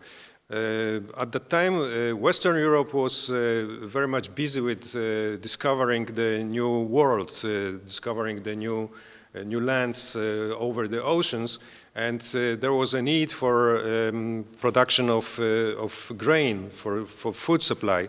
And this role of supplying the grain took the Vistora River and water transport on the Vistula River. So here you have some paintings from 17th century showing the very busy road of the Vistula River and the transport of grain to Gdańsk. This maybe it's also interesting that this transport was very much oriented to the use of the natural properties of the river. So the time of sailing was very precisely set just to sail on the springtime, on the high water in the river, just to have the good navigation conditions. And then we're going to end of the 18th century and 19th century, when Poland has lost its independence, was divided or occupied by the three countries, Russia, Prussia and Austria. This map is showing this border between the Russian Empire and the Prussia. And what is interesting that this border between these two countries is visible today on the river, because at the time there was completely different approach for water management, for water transport, for river regulation. Prussia did apply the method or technique of very structural regulation. So the river was very much narrowed, and the channel was also straightened.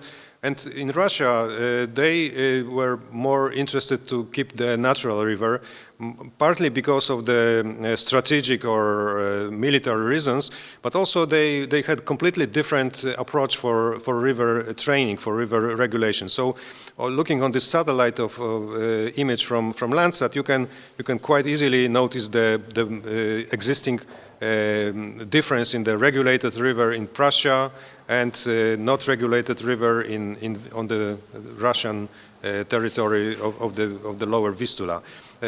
You can see the side arms, you can see a lot of islands. So this is also quite interesting, because on the one river we have a reach which is very much regulated, and not far from that place we have also the reach which has left in a natural state. Then looking on the conditions for sailing, for navigation, we can compare these two reaches, and you can see that in this not regulated natural river there is plenty of islands, plenty of sandbars. Some of the biggest islands are also vegetated, so they are very stable, because if we have the vegetation, we have the forest on the island, it is becoming very much stable. It's not moving. It's not subject to the erosion or sediment transport. But it makes also quite a lot of problems with the navigation, because if you are trying to sail across such an archipelago of islands, you may really get lost. It's almost like sailing on the, I don't know, maybe Amazon River or something like this. And for comparison, we have the regulated part of the river, so you can see that the channel is very narrow, but still we have a very regular sandbars, which are spaced in very unique and regular way on the regulated part of the river. This is example of different approach to regulation. In the 19th century, in Prussia, they decided that they want to have the full control on the river. They want to have the straight channel without the side arms, without the big islands. And in Russia, there was a different approach. They were more, let's say, working together with the river. They were observing the natural processes. Perhaps in the 19th century, looking from the point of view of the civil engineers of that time, somebody could say, okay, look, this Russian part of the Vistula is sadly neglected. It's really in a bad shape. It's not regulated. It's making a lot of problems with the flow of ice, with the navigation. Look, on our part of the river, we did a straight regulation. We did the proper management, river training of the river. But if we look on these two reaches of the river today, we can see that, well, luckily, this part which was not regulated maintains its natural characteristics. And later I showed it. It's also very important from the point of view of sediment transport and also the nutrient transport to the Baltic Sea.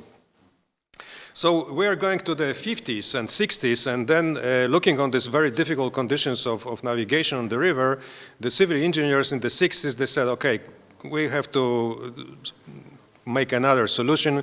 The only one way to control the river, to make the navigation on the river, is to build the Cascade of Reservoirs. So here you have the plan of these reservoirs.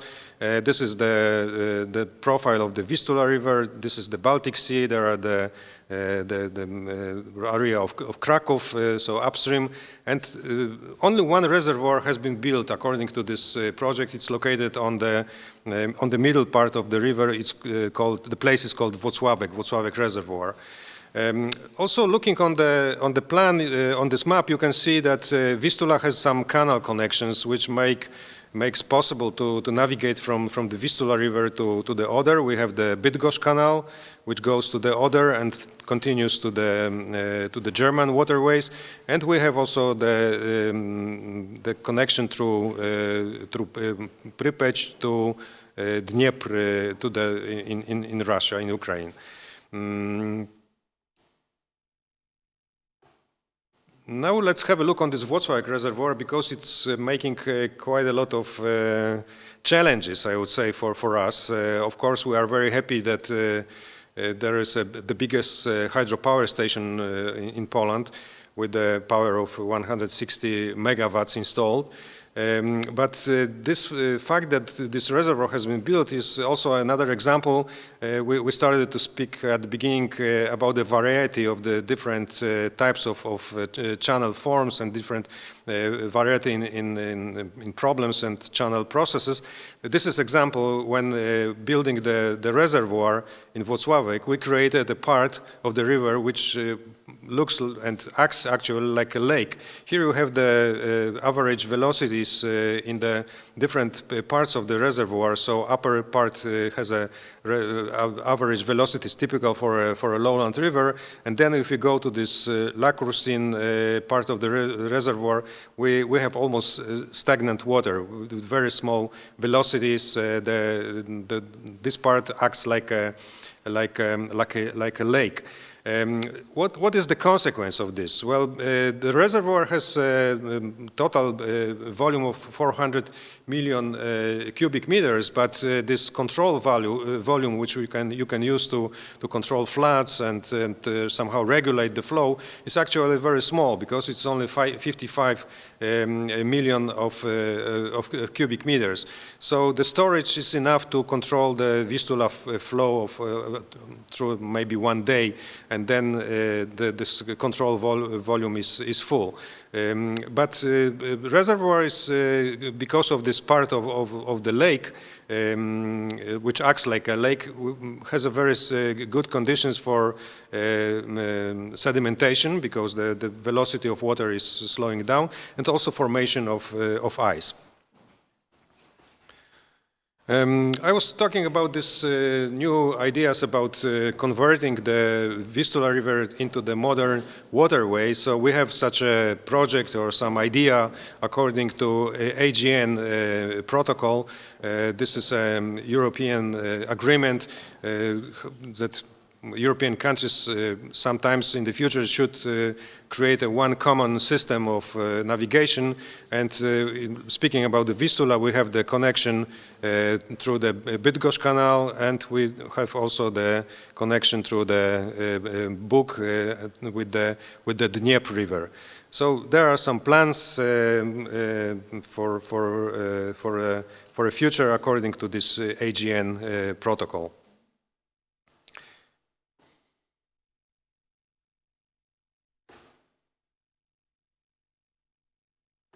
Okay.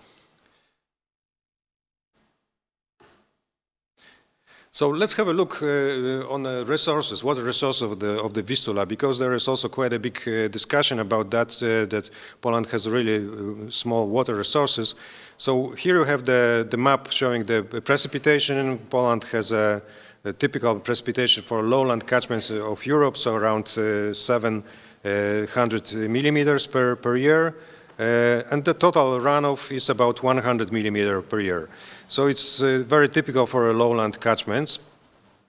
Then if we look on some index showing how much of water you have per capita, per one inhabitant, then looking on this type of index, which is called total renewable water resources per inhabitant, Poland is in very poor condition, very low position on this list. Partly because we divide the total runoff which is created on the territory of Poland by the number of population, and then we're getting a very small index of these water resources. This can be discussed because it's not very proper comparison if you compare the small countries located on the transboundary rivers like Hungary, for instance, then they have a very good situation with the water resources, and Poland is less favorable. But then if we look on the water exploitation index, how much of water we use, not returning it back to the system, we are more or less on the average position in Europe. So we use less than 20% of the total resources. I was speaking about the importance of the Vistula River in the European context. If you look on the Baltic Sea catchment, it's good to realize that the Vistula River is the second river among the 7 biggest rivers supplying the Baltic Sea. The discharge is 1,000 cubic meters per second, and the Vistula is the second after the Niva. Speaking about the floods, we have some floods mostly in the south, in the Carpathian tributaries, and also this map is showing that we have quite a lot of problems with the winter floods, especially in this eastern tributaries where there is a big snow cover, and also these dots are showing the location of the ice jams. Now let's have a look on the potential of flooding. There is a well-known index of flood potential proposed by Rodier and Rocher. This is, roughly speaking, logarithm of maximum discharge divided by logarithm of the catchment area. And looking on the Polish rivers, especially Vistula River, and this blue line is showing the potential of the European rivers. So the flood potential of the Polish rivers and Vistula River is generally lower than a similar size of the catchments in Europe because of the fact that we have a rather lowland topography of the catchment and not much rain in this lowland part. This is the map showing the distribution of this flood potential. So mostly we have the Carpathian tributaries, and then what is interesting that this floods continue to flow through the lower and middle part of the Vistula River until they reach the sea. We have some areas which are very much exposed to the risk of flooding. This is again the area of in the south of the catchment, in the valley of the Vistula River. So quite a lot of settlement is exposed to the risk of flooding. Also, the delta of the river is very much exposed to this risk. We have some reservoirs in the Vistula River catchment, but we can control hardly 7% of the total runoff. So it's not much. Here you have the Volkswagen Reservoir. I will talk about it later. Poland was very much exposed to big floods. Perhaps the most catastrophic was flood of 1933. Here you have historical map showing the range of this flood. So this was really kind of catastrophe. And actually, this flood has started the beginning of the water management in Poland. Now we can have a look on some modern floods. So we have the area of the Volkswagen Reservoir. Here you have the range of the winter flood and the last flood of year 2010, which was also quite severe. To solve the problem of flooding in the delta of the Vistula River, in the 19th century it was created a very brave project. There was opened the cross cuts to let the flow of the Vistula River directly to the Bay of Gdańsk, and here you have some historical pictures showing the opening of this artificial cutoff on the Vistula River. And the Vistula River is building the new delta. You can see it on the satellite image. And the Vistula River is also transporting a lot of sediments. The average denudation rate for Poland is, and the Vistula River is something like a 13 ton of sediments, suspended sediments per year from square kilometers. And here you have the distribution, the places where most of the sediments are created. So there are the mountains. And quite interesting is the comparison of the lowland river tributaries with this main course of the Vistula River. Here we have the example of the springtime flood on the Vistula River, and this is the lowland tributary, Narew River. Very interesting also from the point of view of hydraulics, because these rivers are not mixing on the distance of something like 150 kilometers. This is the continuation of this two streams, and they are only mixing in this Volkswagen Reservoir. So this is also very, very interesting from the point of view of research. Vistula River is transporting a lot of sediments. So the prevailing pattern of the river forms, these are the multiply bars and braiding pattern of the channel. The velocities are quite high on the regulated river, because during the flood it goes to 1 meter per second, and shear stress is quite high for this regulated river. Comparing Vistula River with other European rivers, we can have a look on the sediment load of the Vistula, which is 2.5 million of tons of sediments. And for comparison, Oder or Rhine, Elbe, there are very small loads of the suspended sediments transport. So it makes a lot of problems also for navigation. And I was talking about this in the beginning of my presentation. And here you have some example how dynamic is this process of sediment transport. So here you have the reach of the regulated river, and you have the location of the sandbar, and movement of the sandbar after 1 year. So it's really impressive, because if it's a wet year, you can expect that there will be a shift of 400 meters. The sandbar will move downstream, and the rate is quite impressive, because it's a 1.4 meter per day. So the velocity of movement of these sandbars. It creates a lot of problem for navigation, because here you have, for instance, the pattern of the waterway, the navigation depths from two following years, 2016, 2017. So you can see that during the 1 year period, the course of the Talweg and the river has changed completely, this geometry of the channel. I was speaking about this Volkswagen Reservoir and the problem with the ice jam. So there are some very recent satellite images from the Sentinel-1 radar satellite. You can see that there is a dam of Volkswagen. This black color represents the border ice. This is the ice which has been crushed by the icebreakers, and then we have the formation of the ice jam. And in the following days, you can observe how it is extending February 10 and February 13. So right now, it's a distance of something like 150 kilometers, the length of the ice jam. Also, on the lower part of the Vistula, it creates the flow of ice is very complicated because of these sandbars. The flow is very like meandering river, no matter that it has been regulated and the channel should be straight, but the path is very complicated. And now I would like to stress the problem of the transport of the nutrients.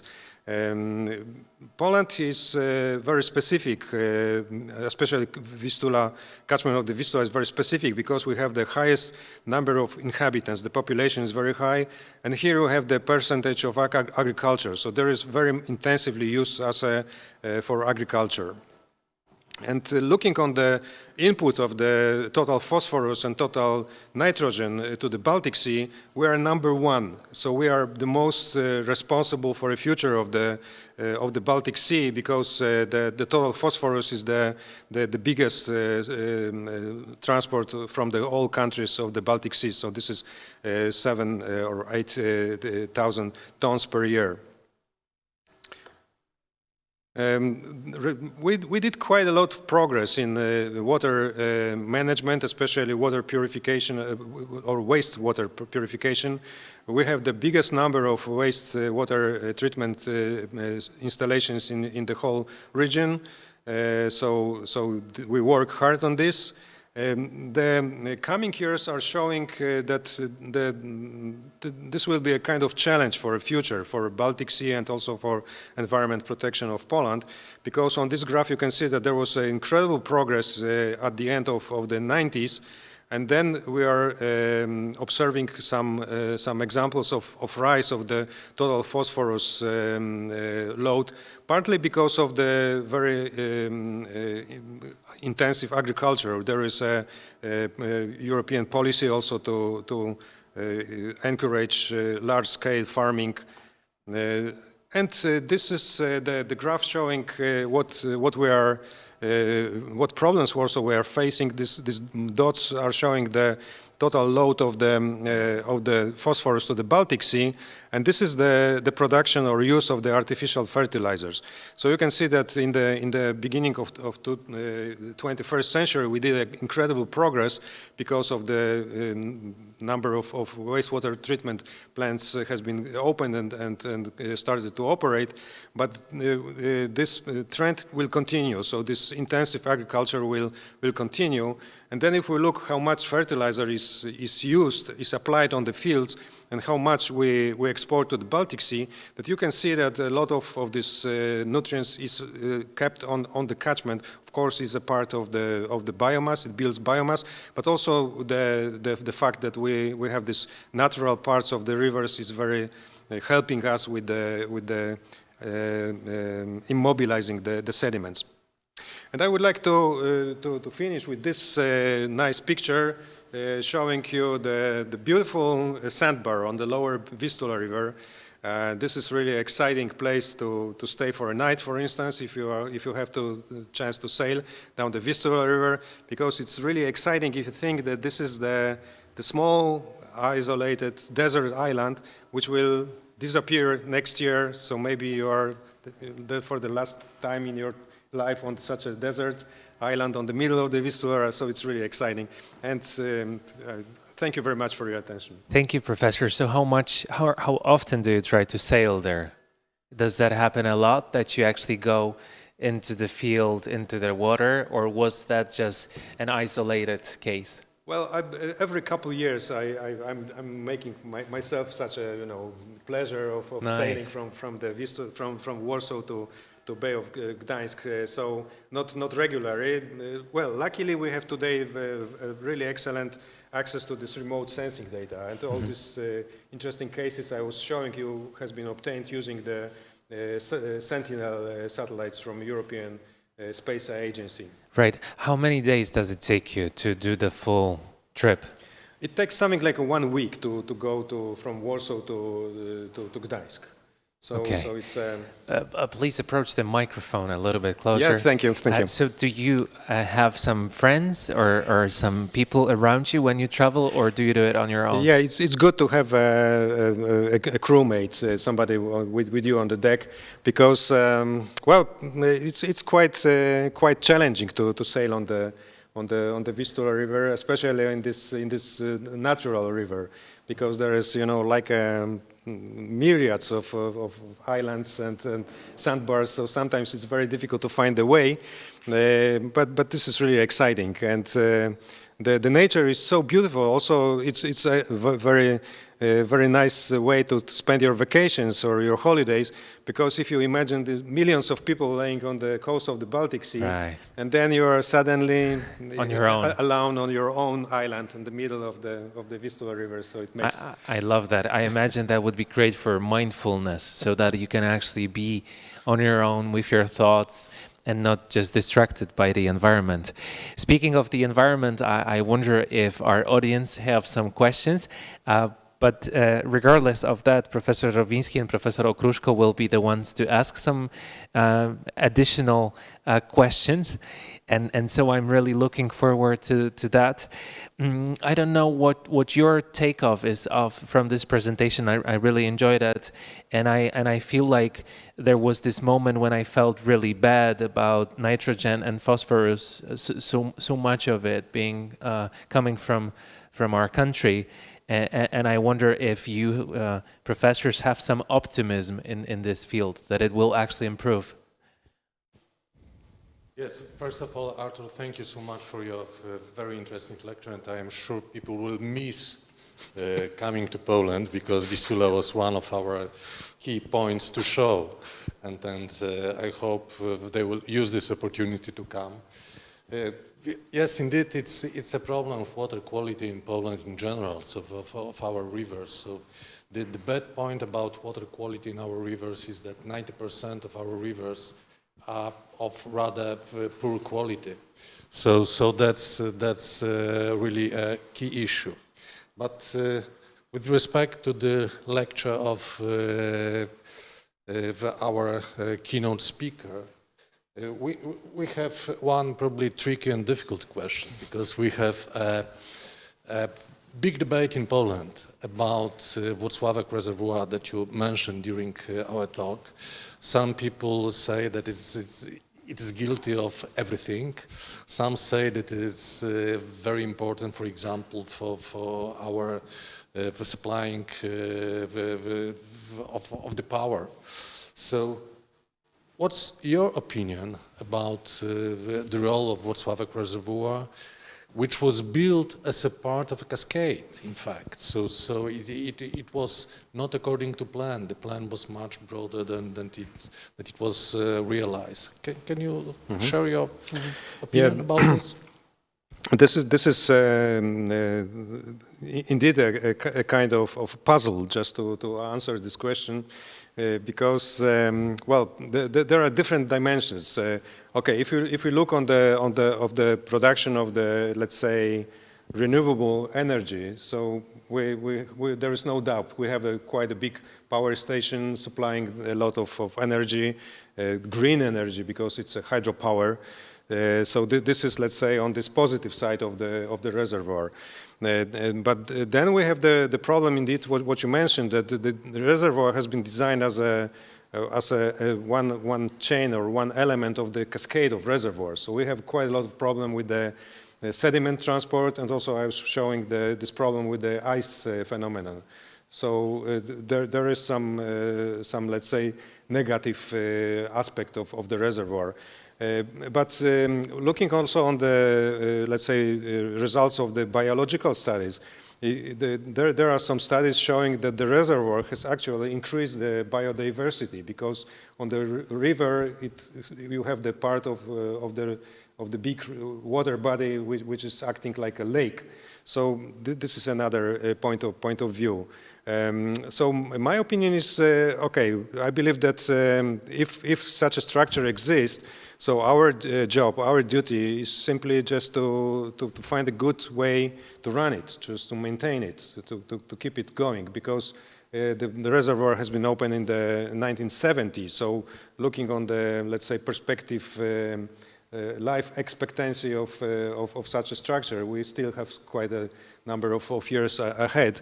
But also what I would like to mention, somehow also referring to this presentation, that we should be very careful with our civil engineering ideas and strong, let's say, intervention into the river, because I was showing you that the decision that at the end of 19th century Vistula was regulated. Actually, they did a lot of mistakes with the regulation, because this movement of the sandbars is example of the poor design, of the poor engineering.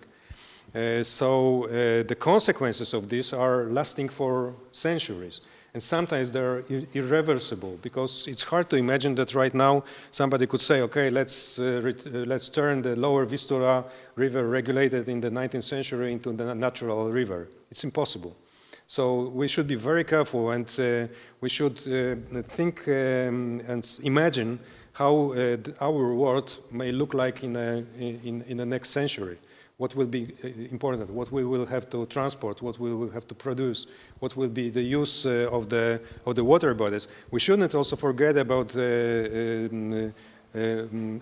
ecological services, because the river is giving also us for free some ecological services, like self-purification, for instance. There has been mentioned this problem of the huge transport of the nutrients. If we maintain the natural processes and we use the process acting in a natural river, we can lower the load of the nutrients reaching the Gulf of Gdańsk. So the ecological services are very important, and they should be very carefully taken into account in any planning, in every imagination of what we would like to do with our rivers in the future. Referring to question on water quality and the perspective, why the big load of phosphorus comes also with the soil, with the sediment bound with phosphorus? I can imagine, as you were referring to the Viking, Professor? as you were covered by the forest. Professor, just a second. Please use this mic and say that again. Sorry, audience, that was some technical mistake. So again, referring to Macie's question about the water quality and the phosphorus, which part of it is bounded to the soil particles, we know that the cover of the catchment matters. In the Viking time you referred to, there were lots of forest, probably sediment transportation was not a problem for Vistula River. It's a human-induced also problem. What do you think? What are the perspectives to control this relatively high load of sediments in Wisła, and then both question of forms in the river, but also the load which comes to Baltic Sea? Yeah, according to Helcom report, there is still quite a big potential for sewage treatment plants in Poland to reduce the total phosphorus load. So there are some, let's say, we have still some chance or some space to improve. Simply improving the technology of sewage water treatment. In some countries, like in Finland, for instance, they are very careful about the release of the phosphorus through the sewage treatment plants, because you cannot completely reduce the total phosphorus from the water which you are releasing from the sewage treatment plants. But also I believe that a very big chance for us is to use the natural processes and to simply find the way how to lower the erosion, because soil erosion is one of the source of the phosphorus. But the main, looking in the total numbers, the main source is the settlement. There are the big cities. Poland is the biggest country in the number of people living in the Baltic Sea catchment. We have the highest, the most intensive agriculture. So, well, we cannot completely neglect, I would say, this fact, and we should feel that we are responsible for the future of the Baltic Sea.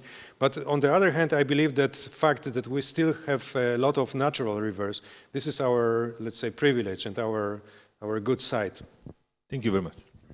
And we, of course, have plenty of questions to you, but the bad point is that we are running out of time. But the good point is that during next session, Professor Magnuszewski is also our guest, and he will be a part of the debate, and I think you will have a chance to answer some of the questions that we might have. So I believe we more or less should probably finish this session. So Maciej, if I'm sorry to hear that, because I've got so many questions. But it was really great to hear so much about the history of the river and also what the future might be. So do you just think that this year's risk when it comes to ice is somehow under control?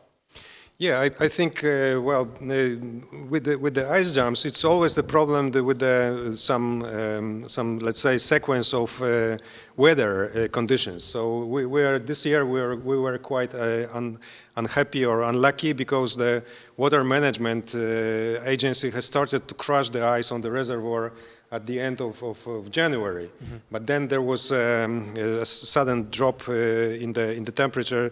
The East Beast came, right. And frozen completely this already crushed path for evacuation of the ice on the reservoir. And because there is such a low temperature in the whole catchment, the Vistula is very effective in producing fragile ice, because there is a lot of islands, side arms, so it's like a factory of the ice, fragile ice.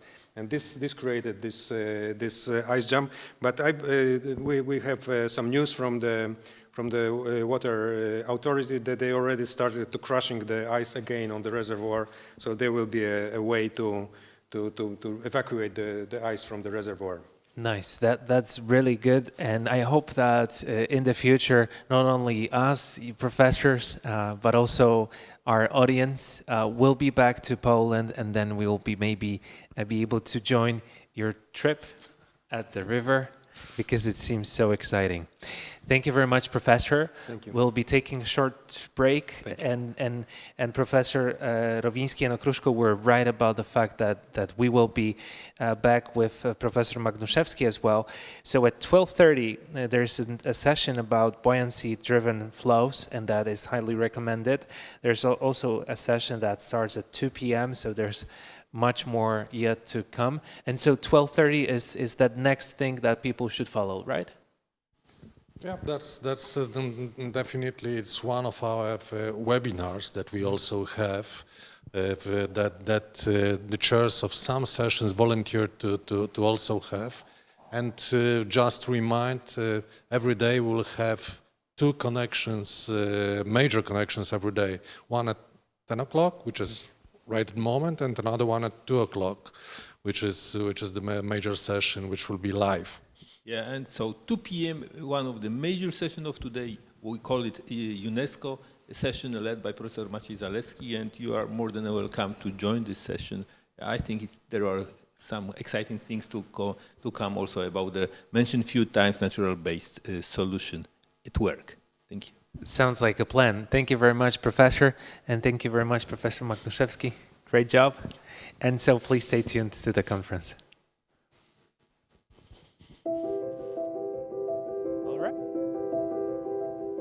The aquatic environment is the largest environment for life on our planet. Just like many other raw materials, there is no substitute for water. Meanwhile, human activities and climate change are causing the permanent degradation of the aquatic environment. Water always was and still is an indispensable element for the correct functioning of society, the economy, and the Earth's natural environment. It is also the source of dangerous cataclysms. An excess of water leads to flooding, while a lack causes drought, together with its terrible deprivation. Rivers and lakes constitute a very important ecological corridor, and intensive biological life takes place in their waters.